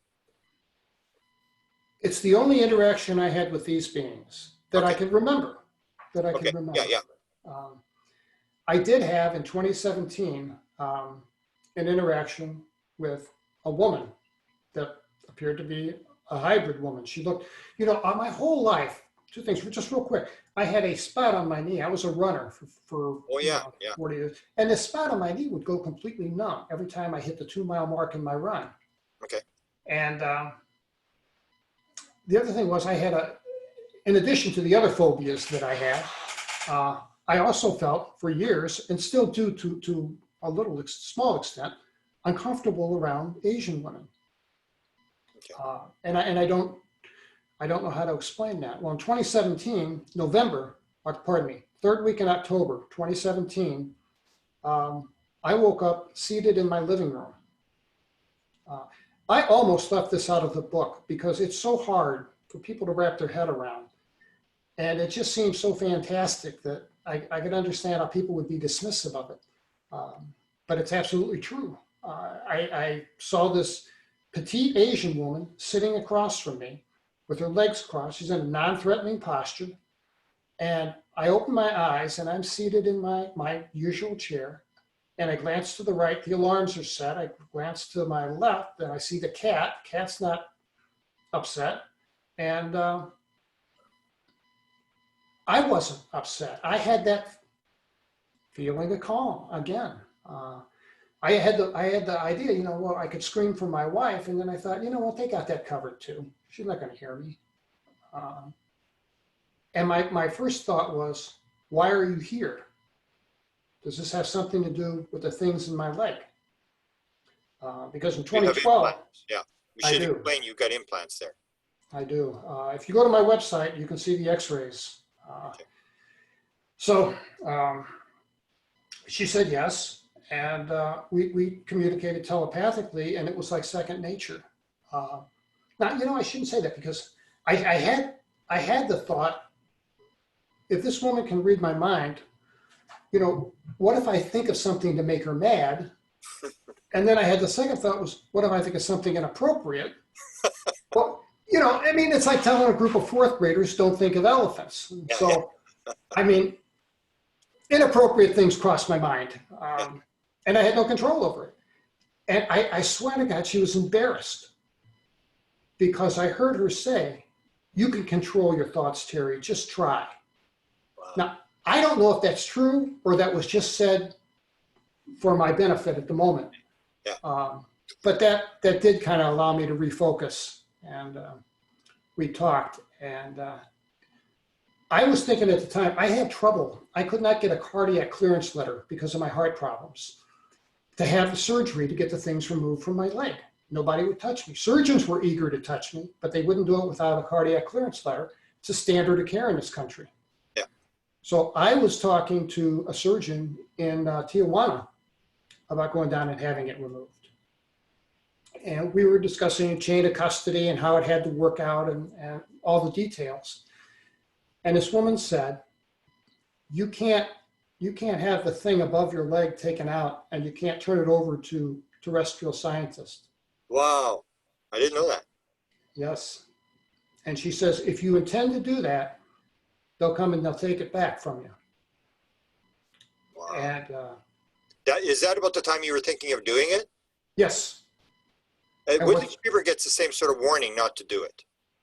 It's like, so, and that's the thing. It's it's a multiple thing. It's got like, looks like bones things. Yeah, there are two objects actually. I have below my knee, I have a collection of bones. You can see them at terrylovelace.com, collection of bones that are arranged in a floral pattern with a little piece of bone right in the center that looks like a flower. Yeah. And the radiologist was, he says, I've never seen muscle sprout in the middle of, bone tissue sprout in the middle of a muscle. Must arrange itself in a symmetrical pattern. The thing above my knee was very interesting. It was about the size of a fingernail with two wires attached. And I realized that the placement of that thing above my knee was directly over what I called the numb spot that I would experience whenever I'd hit the 2-mile mark in my run. Wow. So that was it's strange that you were a jogger and yet you had triple bypass surgery? Well, I was a jogger till 2005 when I had my first heart attack. And That's then weird. I had, I'll have to stop jogging. I wish I could run. I really do. I miss it. So that was the end of my running days. But I walk. Yeah. And the Asian lady, how does she leave? How does that thing end? We carried on a conversation, and she showed me some things. She showed me, and I think they're what people call gifts. I do. Okay. And I think she wanted to leave me with these memories that I didn't have. Okay. And I saw myself in the interrogation room with the OSI, and I didn't get to cover that, but that happened, where they gave me sodium amytal, which is a hypnotic, and did the progressive relaxation thing for hypnosis. And I resisted the hypnosis mentally. Yeah. Anyway, she showed me segments of that I did not remember. Wow. So. And what was revealed there in terms of things that you didn't remember? Like. I remember telling her she told me the story about the big ship. Okay. Like 150 kilometers in length, 75 kilometers in height. It's too big, she said, to ever fly across the face of the moon. Wow.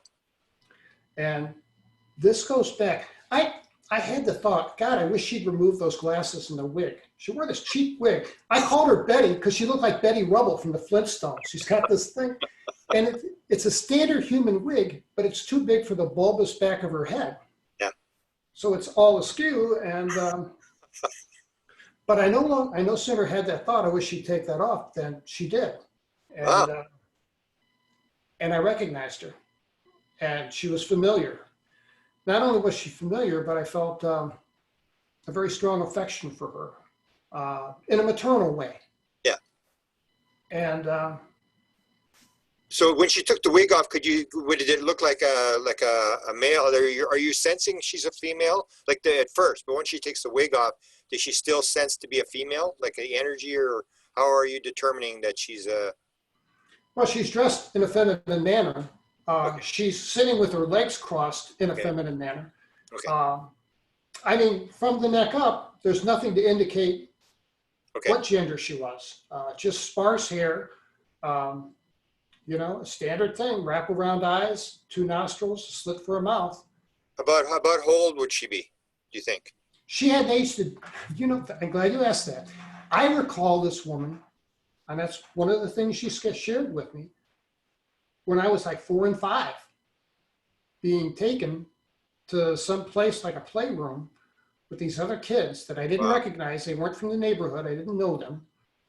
And we would play, and Sue was like supervising us. And we played with these geometric forms. And I know it's strange. That's so common though. I mean, sitting in a circle, were you sitting in a circle? Yeah. Yeah.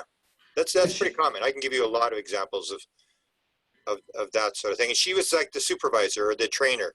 She was. And we had these blocks. I had a blue block that didn't weigh anything. I mean, it didn't float in the air, but it felt like it had no mass to it at all. Okay. And the purpose of the exercise was, while sitting cross-legged on the floor, to set it in front of us and try to move it. Exactly. And you've heard that before? Oh yeah. Oh, absolutely. Sure. I'll give you some examples. I'll put you in contact with people who will tell you the exact same story. So it's almost like a telepathic thing, or like a telekinesis thing, where you're being trained as children. And Yes. sometimes the people will report they can only see the being from here down. They can't see the face. They can't look up as kids. They're in this circle and they're sort of looking down, levitating these blocks or moving blocks or whatever, but they can't see the face of the person that's doing the training. Yeah, So- no, I could see her clearly. And, Okay. And I was frustrated. I remember in this memory that I was frustrated because I couldn't move the block, and then I did, and it flew across the room, and I got a lot of praise for that. When you did something right, she would praise us. And Oh, that's fantastic. Yeah, let me get to another thing before, because Nicole may have questions. The one thing I wanted to talk to you about, and I just sort of picked this up today, you talked about the 167 photos of helicopters. Yeah. And you got the UFOs in the shots. And I can tell you, I've got a friend, I'll put you in contact with Tony from London. I will give you contact with Jeff Sal in Wisconsin. Tony had the same thing. He had these helicopters that were like 75 feet up in London, yes, downtown in London. London. And Wow. then he started having these photographs with UFOs in the photograph with the helicopter. Yes. And so then you start wondering, like, if you haven't experienced the helicopter, and then you start wondering. So I put on Facebook at one point and I said, isn't this weird? And then people started sending me these photographs with all experiencers with helicopters with UFOs in them. And I said, has anybody got a low-flying helicopter without a UFO in it? And then I was really surprised. I was listening to one of your interviews today.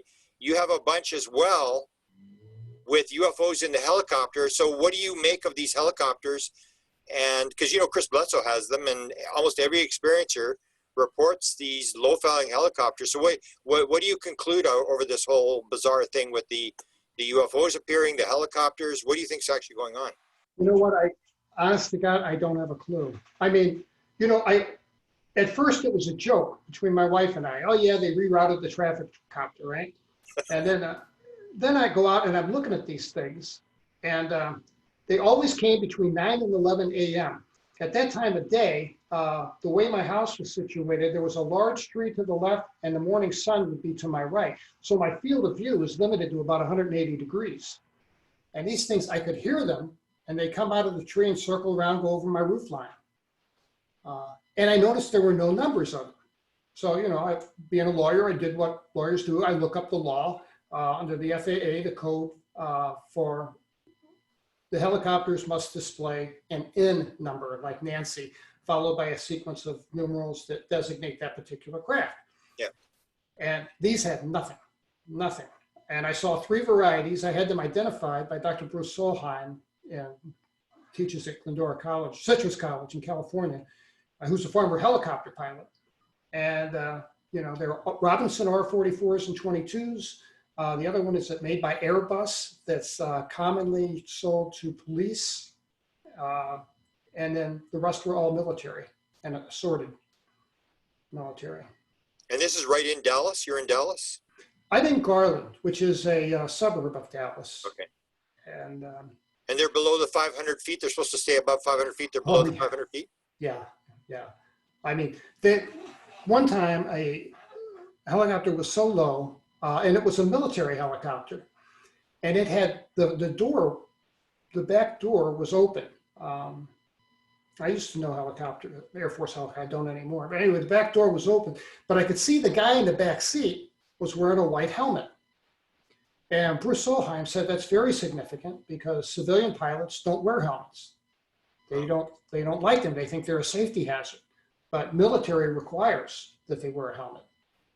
So, and then I saw the pilots wearing helmets. You know, I was at first just taking pictures so I could blow them up and get the IN numbers off of them and find out who's harassing me, right? And then when I blew them up, that's when I discovered these UFOs in the background. That's absolutely fine. It's weird. How many of the 167 would have had the UFOs in them? How many did you get? Probably a dozen that are decent. Wow. I mean, I wish I could say 100.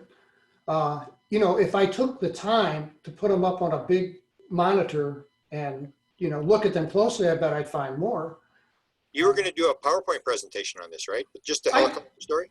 I did. I did a PowerPoint presentation of that at UFOCon in San Francisco in February this year. Oh, okay. For Lorian there. Yes, and that was very well received. Yes. Wow. Let me ask you finally, and you can maybe take over the screen and show some photographs you got, but let me ask you, do you think, like I always ask experiences, do you believe you're on a mission? Do you believe your book, you got help with the book? Do you believe that they want this story out, that they want you to tell this story with the book, or what do you think's going on?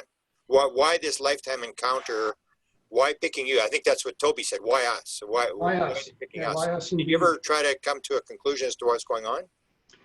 You know, I think that they're here, they're real, they visit us, and I think for whatever reason, they choose people when they're very young, and, you know, it's just a part of your life. I mean, I've seen UFOs in the sky lots of times, you know, before we had phones with cameras in it to take photographs. And what's crazy is a couple times I'd see a saucer in the sky. I'd like tell my wife, look, she can never see them. She can never see them. Yeah. So at least now I can take a picture and show her, well, see here, I told you. Yeah. But yeah. It's an obsession. If you had to do it all over, would you still go through the experience? I'm inclined to say no. Okay. I mean, I'm at peace with where I'm at, but no, I feel like somebody's lab rat in a way. Okay. Yeah. So. And your next book, let me ask you about your next book. Have you got the title, and are you self-publishing this? I am. Okay. And it's going to be Devil's Den 2, and it's going to have 2 chapters, a chapter about Toby and the whole string of misfortune that happened to him after this thing. Okay. In detail. And then what I did was I took, and the story of my cousin Gerald from Arkansas, who had the experience with the clowns the same time I was having the experience with the monkeys. Wow. Is he still having experiences? Have you kept up with him in terms of his life story? He committed suicide. Oh, shoot. Sorry to hear. No, you know, I felt really sorry for this kid. His family was very religious, and they saw this as a spiritual problem. And they took the kid in front of the congregation and said, you know, well, you think bad thoughts, let's these demons in. Oh, That was just, terrible. That was terrible. Yeah. Terrible. Okay. So, real quick, the rest of my book is from the 1,340 emails I've received. I've pulled out probably 20 of the very best, and they're very good. Beautiful. And I've vetted them. I've talked to the people on the phone. Yep. They are what they Beautiful. say. Yeah. So send us the details. I think we probably won't have this up within the next couple of weeks. So you said a month. So maybe we can put the link in there and we can help you move this thing, because it sounds pretty exciting, especially when you get, I know you get a lot of people that sort of open up to you and tell you stories that they would never have told anybody. Yes. And it's cool because they all have the same first paragraph. They all have this apologetic disclaimer. Please don't think I'm crazy. I haven't been drinking. I don't do drugs. They always have that. And then they tell me these amazing stories. Wow. That's been very rewarding. Okay, maybe you can take over the screen now and show us some your photos. If you go in the very middle of the screen, that yellow file folder there, share screen. Share screen, I've got share Yeah, screen. click on that and it'll bring up your desktop, and then whatever's on your desktop you can show. It'll say Okay. start share. There should be a little thing there, start share. Oh, I see share at the right here. Okay, there we go. Okay, here okay. comes your thing, and you just have to go to your, And let me you go got to a Mac. pictures. most people got the Macs. Yes. Let's see if I can get these up.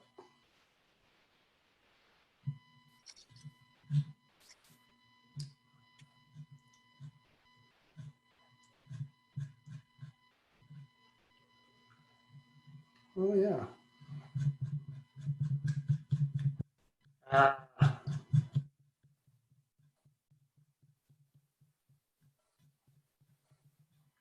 This is a gentleman from Dallas who's 80 years old. He looks much younger. Wow. He's an aeronautic engineer, retired. Okay. He saw this craft in 2008. Yeah. And just had an incredibly good story about it. This is Leslie Kane. Oh yeah. You know Leslie probably. This is, when we were there, this is the view out of our window. Wow. From the 14th floor. And I looked at it and I'm like, wow. And then I look up and I could see a recessed lighting fixture Oh yeah. directly above the window. Wow. So it's not a UFO. That's pretty interesting. But it's interesting in a way that, Yeah. to know what it's not. This I wanted to get into real quick. Yeah. April 16th, 2019, I woke up at 5:55 a.m. Okay. in a sweat, and I could not catch my breath. I didn't have any chest pain, but I was absolutely out of breath. And I told my wife, I think I'm having some kind of cardiac event, and she called 911. Okay. Took my blood pressure. It was like 220 over 100. Wow. My Okay. pulse was tachycardic. I mean, it was at least 150. She couldn't count it. It was racing. And, I felt like I had just run really, really hard, a sprint. So medics came, ambulance came, took me to the hospital. I know the drill, EKG, cardiac enzymes, and a chest x-ray. Yeah. And I'm there about 30 minutes, and my vital signs return to normal, and I feel okay. So cardiologist comes in and says, look, I can't find anything wrong with you, and I compared she was able, this was a civilian hospital, she was able to pull my EKG from the Veterans Administration Hospital, where I had seen my cardiologist, compared EKGs from less than a year ago, and there were no changes. And she says, but you might have had some kind of, bad rhythm or something, but Yeah. I can't find any record of it. So they cut that long story, they cut me loose after about 6 hours. And Yeah. I went home. And this iPhone I sleep in a t-shirt with a breast pocket. I sleep with this phone in my pocket, connected to a set of earbuds, and also connected to, because the battery's so bad, I have a light with an outlet on it on my bedside table. Okay. So I plug in the battery so it won't die. And I listen to meditative apps. Now, I've been doing this at night since the 1980s when I did it with a Sony Walkman. Okay. And it helps me sleep. It also keeps away the ambient noises of the night that freak me out so bad. So I went, after dinner that evening, I told my wife, I said, look, I'm going to go for a walk and get my heart rate up, because I usually went for a 1 mile walk in the evening. And I hit the sidewalk and I look at my health app, and it says that I climbed 6 floors at 5:24 a.m. That's 31 minutes before I woke up. Yeah. I was, to my best of my knowledge, sound asleep at 5:24 a.m. Interesting. Now how do I get to the previous slide? Darn it. Yeah, there. Yeah, you have to shove the arrows on each side. If you go to the, yeah, there's an arrow there. You just go Oh, down. I see. Yeah. Nope. That's Jeff Kreipel. That little step counter has given me an idea to try, Grant. Yeah, yeah. We're a Fitbit. They have the same reaction. How do I get this thing to go to the right? How do I get... The arrow is right there. You click on that arrow. Go up to the arrow. Right there. Oh, you skipped over it. You know what? Our image is in the way there, so I can't see it. Well, just go down a little bit, and there should be an arrow there. Oh, hang on. There's the arrow. If you move up to the middle, up, or to the side, oh, it just disappears when you get there. Yeah, it does. Well, our images are in the way. Let me do that. You can. There we go. Drag I got it. There we go. Okay. Success. Okay. This shows that according to T-Mobile, according to Apple, at between 523 and 524, the vertical axis is in 10-foot increments. So there are 6 increments, so that's 6 floors, 10 feet per floor. Between 523 and 524 a.m., I travel 60 feet up. Wow. I live in a Texas ranch house with no stair except the one on the threshold of the front door. I mean, I don't have any stairs. Wow. And you know what? If I do climb stairs with this app, which I have before, the bottom axis that goes from left to right is the measures passage of time. Well, I can't climb 60 feet in less than a minute. So normally, like if I'm in a parking garage or something, I got to walk 4 flights of stairs. You see a stair step like pattern where it'll register 10 feet and then 20 feet and then 30 feet. Right. So that's the normal readout that you get. So Wow. I had some type of event on. Interesting. And So you still have stuff going on? Evidently I do. Wow. Yeah. So. Yeah, just go down and there you go. Because we need to see the helicopter. That's the cool one. Oh, here we go. Oh, the blood on my pillow. Well, I'll tell you about that some other time. But Is that recent? that's from a year ago. Wow. The I didn't have these organized. I'm sorry. Okay. No. There's some cool images coming up. If I could just get to them. Terry, do you sometimes feel compelled to take photographs or video? And I mean, you might not necessarily see anything, but later when you look at the photos, that's when they appear. Sure enough, that's happened many times. That's interesting. I'm just starting to discover this myself. And it's like, why am I taking photos and videos? And then later I'll be like, oh, okay. Have you looked at them close? You found some things? I'm just starting to. I was part of that club that was pretty sure everything was dust balls or bugs flying by, but I've recently changed my mind with this sort of activity. And yeah, it's made me start to go back and analyze photos and videos that I've taken. You know, I pay attention to those feelings. My intuition is through the roof. I listen to my intuition. This is Kilo 5. This is where we saw the black diamond shaped thing. Yep. That's the dome over the launch tube. Yep. And this little building is where the elevator is to take you down. It's not operational anymore though, eh? No, 1994, I think they pulled them all out whenever they graduated from the Minutemen 2 to the Minutemen 3 series. Okay. And they're all up in Colorado, Montana now.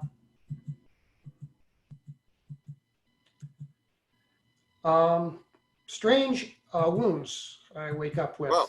Wow. Been waking up with strange wounds for 40 years. Blood on the back of my pillowcase. Yeah, that's a common occurrence. I'll drop of blood right in back where my head is, but no blood on the my nostrils. There's Whitley. Okay. And This was when we were in South Dakota. Oh, yeah, okay. Try to get to some UFOs for you here. There's another wound. Is that yours? Yeah, that's mine. I woke up with that. They never hurt. They usually have 3 puncture wounds around them. And it's perfectly, I mean, when it first appeared, it was perfectly square. This is a couple days later and it's starting to fade. Wow. Have you had any strange healing encounters? Or there's Lou? Lou, yeah. Oh, cool. What did he think of did you tell him your story? Oh, yeah, I told him my story. He filmed me, not with a motion picture camera, nothing they can use on unidentified, but TTSA guys wanted my story just to record it. Did he have any insight as to what he thought or similarity stories or anything? You know, he didn't share anything with me like that. We had 2 weird experiences. That was that the battery in the camera dies. Kid goes out to the van, gets another battery pack, comes back in, puts a fresh one in, it dies. Okay. Happens 3 times.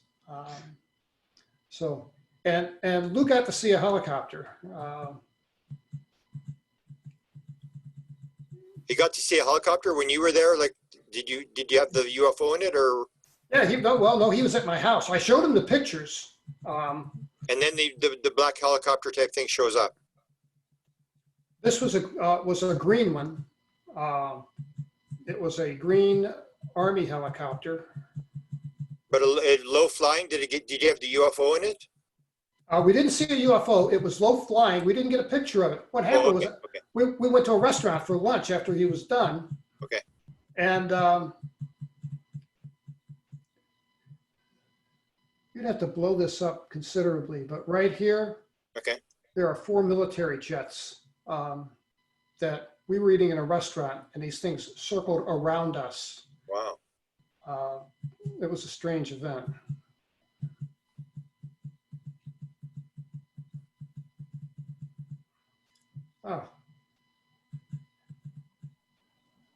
Oh yeah. Bill for my ambulance run. Wow. And my bill from Methodist Hospital. I include them because it documents the date that it took place, like April 16th, 2019. Wow. It's a little cheaper in Canada. Yeah, well, VA pays them anyway, so what the heck. Well, there's a helicopter. Yeah, there's a helicopter. Most of these, if you blew them up, you'd find a helicopter in them. A UFO, you mean? Yeah. Helicopter or UFOs. I got a string of UFOs here I want to get to that are worth seeing. And Desta, if you got to leave now, you can leave. We'll be finished in a couple of minutes, but I'm coming up on them, I promise. That's okay. No, because Nikki's taping. I'm good. Don't worry. Okay, and Nikki may have a question because I've sort of hogged the whole interview here. Here we go. Here we go. Now we come to. This is when I left the hospital, April 16th. We're driving home. Wow. And I don't know if you can see if there's anything in this one or not. Nope, there's not. Let me get to the next one. Nope, other way. Well, so that was an interesting day. It'd be good if you get a regression. We can go to that day too to see what happened there. I plan to do that. My good friend is a psychiatrist, and he's eager to regress me. Wow. Now this thing is moving, and I'm getting a black smudge on the film. There you can see a black smudge. Okay, yeah. I'm going to show you a much better photograph than that. We were getting gas, and these things, you can just see them as gray dots, but they were buzzing around all over the place. There's one right at the edge. Wow. Now, the next one, nope, that was a gas station. All you can see is smudge, nothing dramatic. There it is again. It was following us home. These are cell phone cameras, correct? Correct. Okay. Now this, how do I blow this up? I don't have a Mac. I don't know. If I can figure out how to blow this up, it's an amazing photograph. Enhancing. Oh, on the right, the top left-hand side there, there's that little up Slide? above right there. Yeah, if you pull that up. Yeah, there you go. Ah, there we go. That was a saucer. Wow. When we got home, that parked directly over our home. That was April 16th as well? April 16th. Silver on top, black underneath. That was that thing that we saw as a smudge. I could never get a picture of it because of the way it was moving. Wow. So it was stationary here. It's almost like they're providing you stuff to show here. You know, Very interesting stories, that's for sure. I'm telling you. I wonder sometimes. You'll have I to really do. stand down. I think you have to make it smaller before you can go back again. Oh, you're right. And then you can go back, yeah. Yep. Oh, I dropped my bills off at the VA hospital the next day. Wow. Helicopter followed me from my house to the VA building and home. Wow. You know, I'll tell you, my wife and I laughed about this at first, this helicopter thing. I guess your wife's getting used to it now. No, we sold our house. Wow. Sold a house. We live kind of modestly. I like my little house. We sold our house and bought a possum. Yeah. I've got some more here. That's a helicopter, I'm pretty sure. That's an airplane. Oh, this is a book I found. Published in 1993. Wow. I'd never heard of the author, never heard of the guide. But he gives this little book is a history of black helicopters that goes back to the cattle mutilations that Linda Moulton Howe was studying. Yeah, that'll be interesting. People will be checking that out for sure.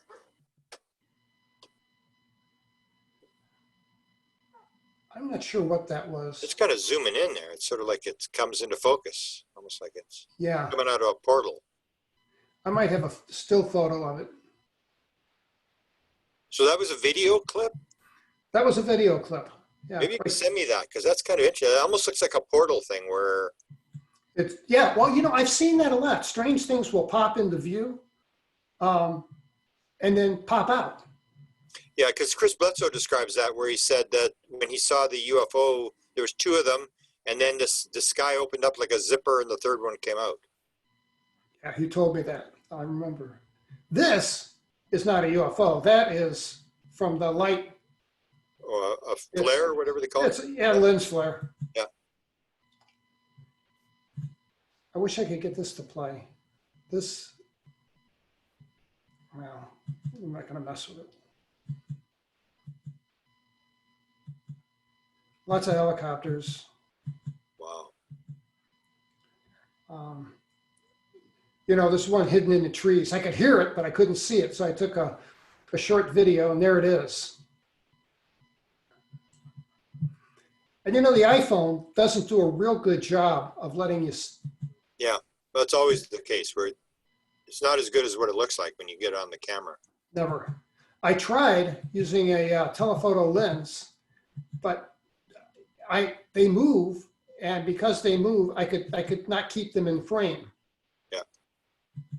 So I am coming up on these that are pretty weird and worth looking at. I don't know what that is. 3 pictures of it. One of them in here is a picture of a globe, a silver ball that I saw in the air, and looked to be about 3 feet in diameter, and followed me one day. I went out for gas and pick up lunch. It followed me out and followed me back. Wow.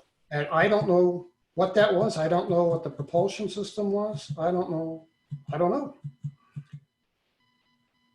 Oh yeah, here we go. This is getting to the interesting part.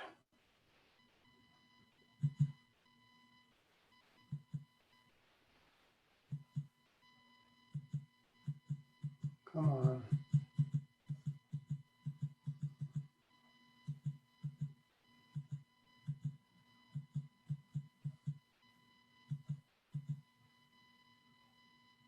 It's a bird.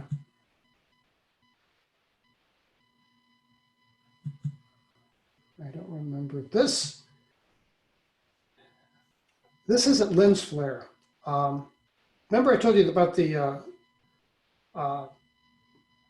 fighter jets that were circling the restaurant that my wife and I were in? Yes. We left our dinner in the middle to go outside and look at these things. This is not lens flare. Wow. Okay. This is the thing I think the planes were chasing. Wow. Interesting.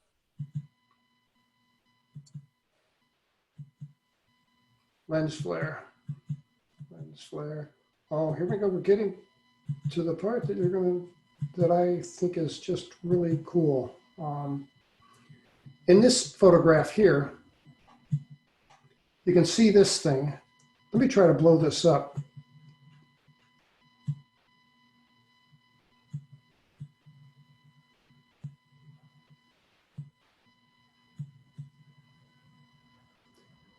This thing Oh yeah. Yeah. That's, was, I guess undulating is the correct word.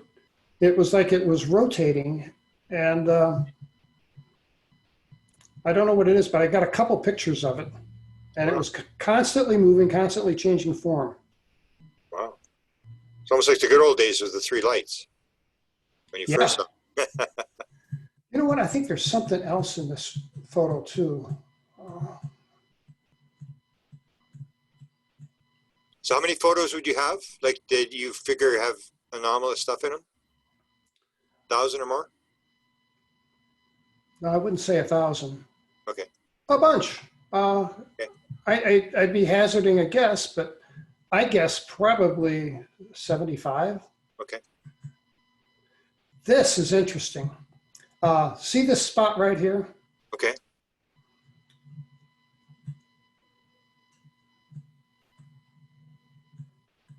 See if I can get there. Okay. Yeah. Yeah. Wow. It's like a fleet. Whole bunch of them. Yeah. Now, That's pretty interesting. I took this 10 minutes after I took that undulating thing.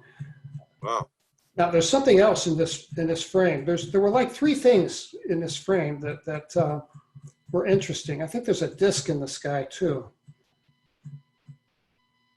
Yeah, there we go. Yeah. Yeah. That's not the sun, not the moon. Wow. And then there's another one above it. It's as big as we can get. And then on the right side, yeah, it was a crazy day. It was a Saturday afternoon in a park full of people, and things are buzzing all over the sky.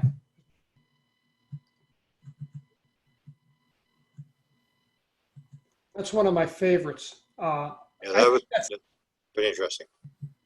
Yeah, I think that's lens flare. That's a white airplane. Now, I want to mention the white airplane for a reason, and that is that in addition to, oh no, that's not a white airplane. That's, Oh, there you go. there we go. That's another shot of it. That's a better shot of it.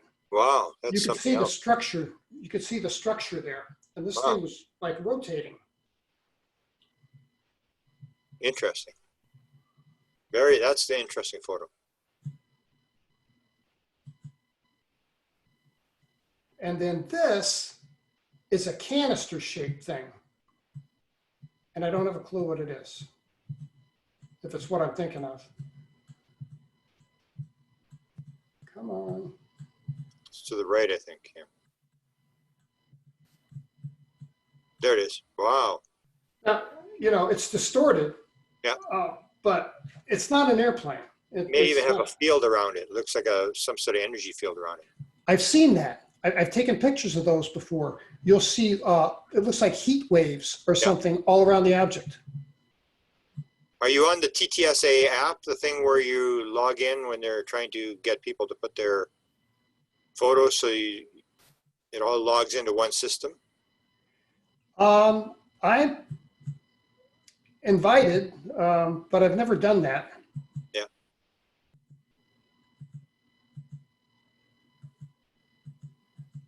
Well, that's probably the best of the best.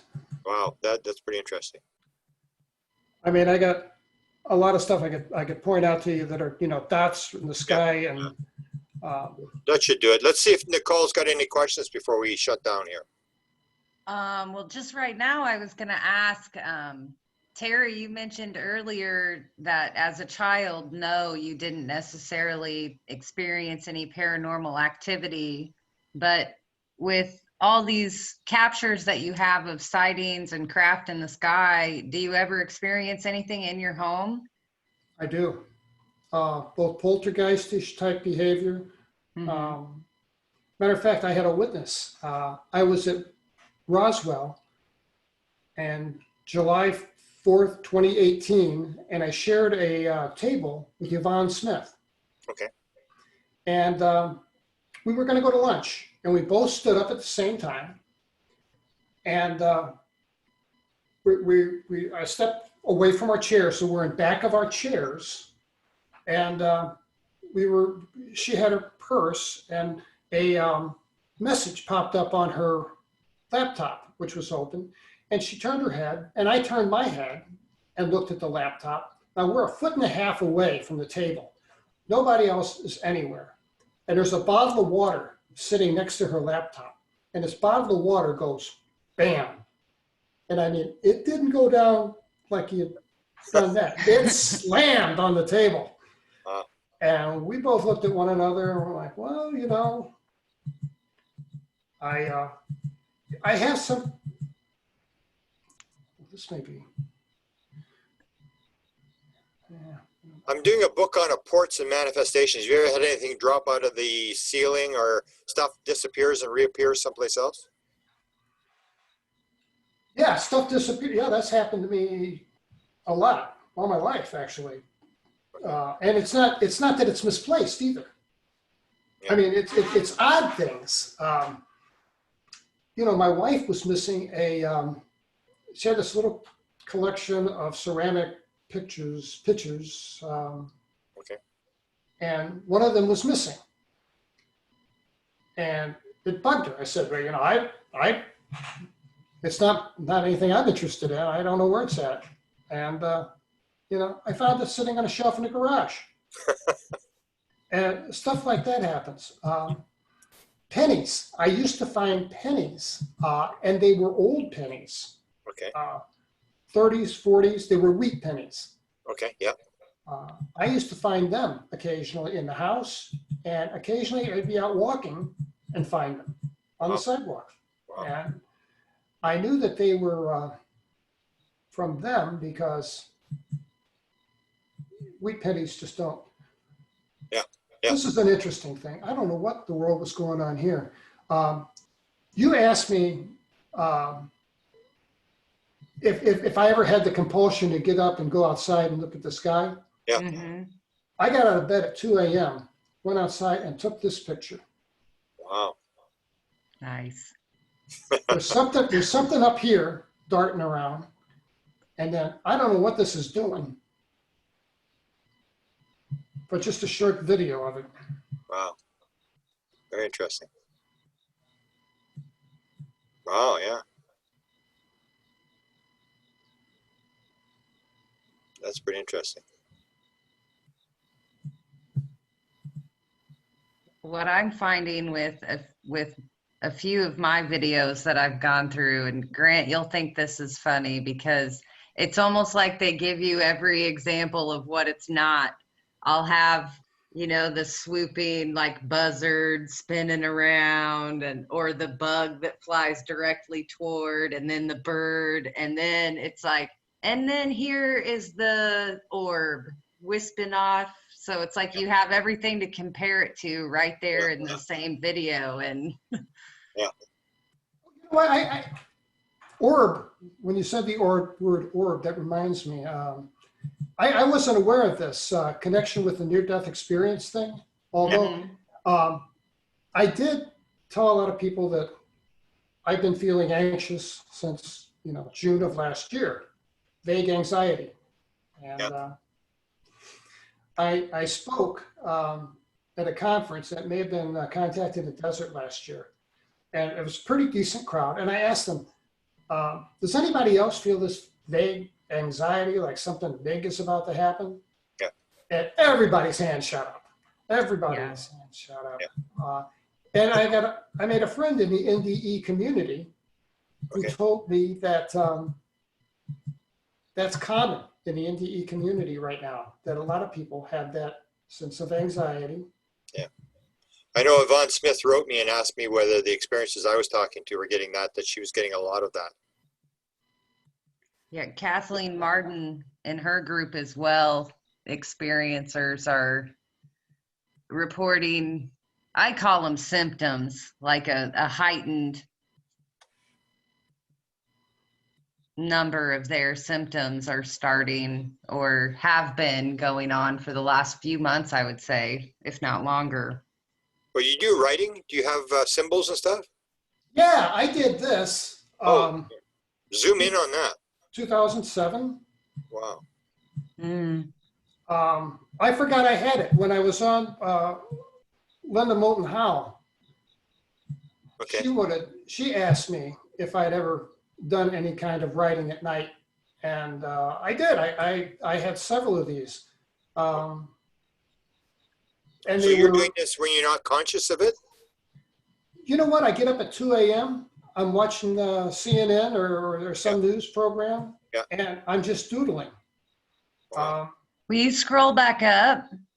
I Yes. see some that look like Rendlesham, the Rendlesham glyphs. This one, that's a triangle with the circles around it and the 3 dots. And then this one up here by where you have it dated, the smaller one off to the right. Sorry, I recognize those. Wow. I look for those symbols often because their research group is starting to find them even in like old Hopi art and old alchemy records and things. It's very interesting. Maybe you can link up Jim and Terry together. Yeah. There's my profile of Kit Green. Did you have an encounter with Kid Green? I did. Oh, wow. He's the key guy. So what did he say? He called me up, and actually Tom DeLong called me up. Okay. And this was shortly after I published the book. Okay. I published it in March of 2018. And about May, I got a call, and I picked up I answered my phone, my cell, and he says, Terry, hi, it's Tom DeLong. Okay. And I didn't have a clue. I didn't know who he was. Okay. And I said, well, hi, Tom. It's nice to talk to you. And he said, I want to know if you still have those things in your leg. And I still don't know who I'm talking to. Yeah.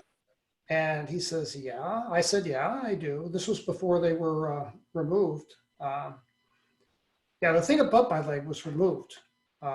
I saw Betty in my living room, 3rd week in October, on November 17th. I woke up with bruising to the top of my legs. Well, actually, there were just wounds at the time. And I went to a chiropractor's office because, I mean, where do you go to get an x-ray on demand? Yeah. And this guy said, I showed him my x-rays on paper, and he took time. This guy had to be an experiencer. The level of empathy was just too great. He said, I'll pay for your x-ray. And I told him I was writing a book. He said, don't use the name of my clinic or in the book. But I had the x-ray. I've got them in my drawer here. Dated November 17, 2017. The thing above my leg is gone. Wow. And I got home and I showed my wife, and she's like, yeah, it's gone. So, but he wanted to see him. So I took him back, dropped him off at his office. And then he called me at dinner that night and says, well, I guess you saw your x-ray. I said, yeah, they took back their merchandise. And he said, yeah, but they left you something. Wow. And he showed me where to look, right in the middle of my femur. On the x-ray film, it's to the right, are 2 tiny wires. They're tiny wires and they're parallel with one another. And I said, doctor, if these things are so advanced, why the hell would they leave 2 wires in me? And he said, they didn't. He said, they don't do anything by accident. He said, they gave you an upgrade. That's a 2017 model of 1977 that they retrieved. And you had when you had a guy with a black light or something trying to find the scar. Yeah, I had a radiologist who said that's a wound it's too ugly Oh to my show. goodness! Yeah, let me get past that. It's embarrassing, but And yeah. that just appeared when you woke up. Yeah, this was strange. Kit Green got involved in this. This was December 7th of 2018. I was on with Carrie Cassidy Okay. on her show till around midnight, and went to bed that night, felt fine. And I woke up at 6 a.m. and I've got this huge hematoma on my abdomen. Wow. And I felt weak, very weak. And I told my wife, you better take me to the hospital. I don't know what the hell's going on. So I took photographs and I sent them to Kit. And he called me and said, where are you at? I said, well, we're going to go to a hospital. And he says, well, go to the nearest one. And I told him where I was going, Lakeview Hospital. And he said, I'll call them ahead of time. They'll be expecting you. Wow. He's done, he's done a couple nice things for me. So I don't like to throw his name around because he doesn't like that. Yeah, yeah. So I don't do that. And You may not want to answer, but have you done the scan on the DNA for them? for Dr. Nolan? Yeah. Yeah. Okay. Did they give you any advice about meditation or anything like that? They did. As a matter of fact, they recently, with Dr. Baum, B-O-H-M, Okay. suggested that I do that. That I try meditating. Because they had talked to John Burroughs and suggested yoga and Vipassana meditation. I should do one or the other. Yeah, they seem to say to do them both at the same time, almost like to do one and then the other. And it's like this, so the brain is doing two things at once and it shuts down. I think that's my impression of what happens. Kind of like listening to the binaural beats thing. Yeah, yeah. And it flips you into this. Because I asked John, I said, when you did it, John, did it change? He said, yeah. It's like he sort of got more contact. It was like it opened it up. Huh. Green, Grant. interesting guy. Green seems to know what's going on. Grant, did you happen to catch John Burroughs on Fade to Black last night? No, I'll be listening to it. Yeah, you need to concerning that. I think it's new information. Yeah, even though he says he's retired, he's never going into UFOs again. It's like nobody quits. They all come back. This one, he actually called into the show. He wasn't even a guest. Oh, okay. I think that's about it. Wow. Well, that's fantastic. I really appreciate your sharing with us, and hopefully we can help you promote your new book and get your message. I think you got a very important message, especially that you're now sort of a spokesman for other people that have experiences. I think it's a very strong story that validates the fact that whatever it is, whatever this intelligence is, it's here, and there's a lot of evidence if you actually look for it. I think that's right. Yeah. Beautiful. And what have you got planned? You got the book? I guess you're not doing any speaking engagements. They were all canceled. I did San Francisco in February, but everything else was canceled. I'm going to, in April 9th, I'll be at Eureka Springs. Oh, you're going to do that. Maybe I'll be down there. Yeah, and then Contact in the Desert again. Eureka Springs is a good one. It's a pretty big audience, and a lot of hardcore people that have been there for like 30 years. Well, this is my first time there. I got invited this year. You'll love it. David Paulides is going to be there, and I've wanted to talk to David Paulides. He doesn't return my emails, and I just would like to talk to him about the state and national park thing. Beautiful. Maybe we can get Nicole to go down there too. Yeah. I already have my route plotted. It'll take me 6 hours and 17 minutes. It's a beautiful place. It's just, it's a town that looks like everything's 100 years old, and it's a cheap place to stay. And the conference has got 600, 800 people. So it's wow, you got a lot of wounds. Like, how often you get something like that? 2 or 3 times a year. Wow. This I documented in front of the computer to preserve the date. Wow. Yeah. And when it was another day or two old, you could see puncture wounds around here. Wow. Um, Interesting. Strange what they're doing, or unless they're just sort of keeping you aware that they're there or whatever. Maybe it doesn't mean anything. It's just sort of a calling card. yeah, I mean, I didn't have that when I went to bed. Yeah. So, Yeah, and you know what? They don't hurt. None of these odd wounds that I wake up with. There you can see the. Oh, there's the puncture mark. Couple Yeah. days. Yeah, like a bruise. They came out a couple days later. Terry, would you say these marks are on your left side of your body mostly? I mean, I know I saw some through your torso area, but as far as like your arms or your legs, are they on a specific side or both? No, I think they're pretty evenly distributed. 90% of the time, they are on my arms or legs. Oh, I meant to tell you that when I went to the hospital for this big hematoma, they diagnosed it as a blunt force trauma injury. Wow. And they asked me, they said, were you in an accident not wearing a seatbelt, or wearing a seatbelt and you were in a bad auto accident? I said, no. And then they sent a Texas Police Department, a policeman in to talk to me. He says, you know, you've got two broken vessels in your, I thought I was going to have to go to surgery, but luckily I didn't have to. Wow. Two bleeders. And he said, who hit you with a baseball bat? I said, nobody hit me with a baseball bat. You know, Wow. I don't know. Yeah, you've got a lot of people puzzled. You got the, you know, is this your scans? Is that the thing with the Yeah, that's the implant? Yeah, that was taken in 2017. Wow. So these were much better defined a couple years earlier. They kind of degraded over the years. Wow. And Very then, interesting. Here, you can see, I'll blow it up for you.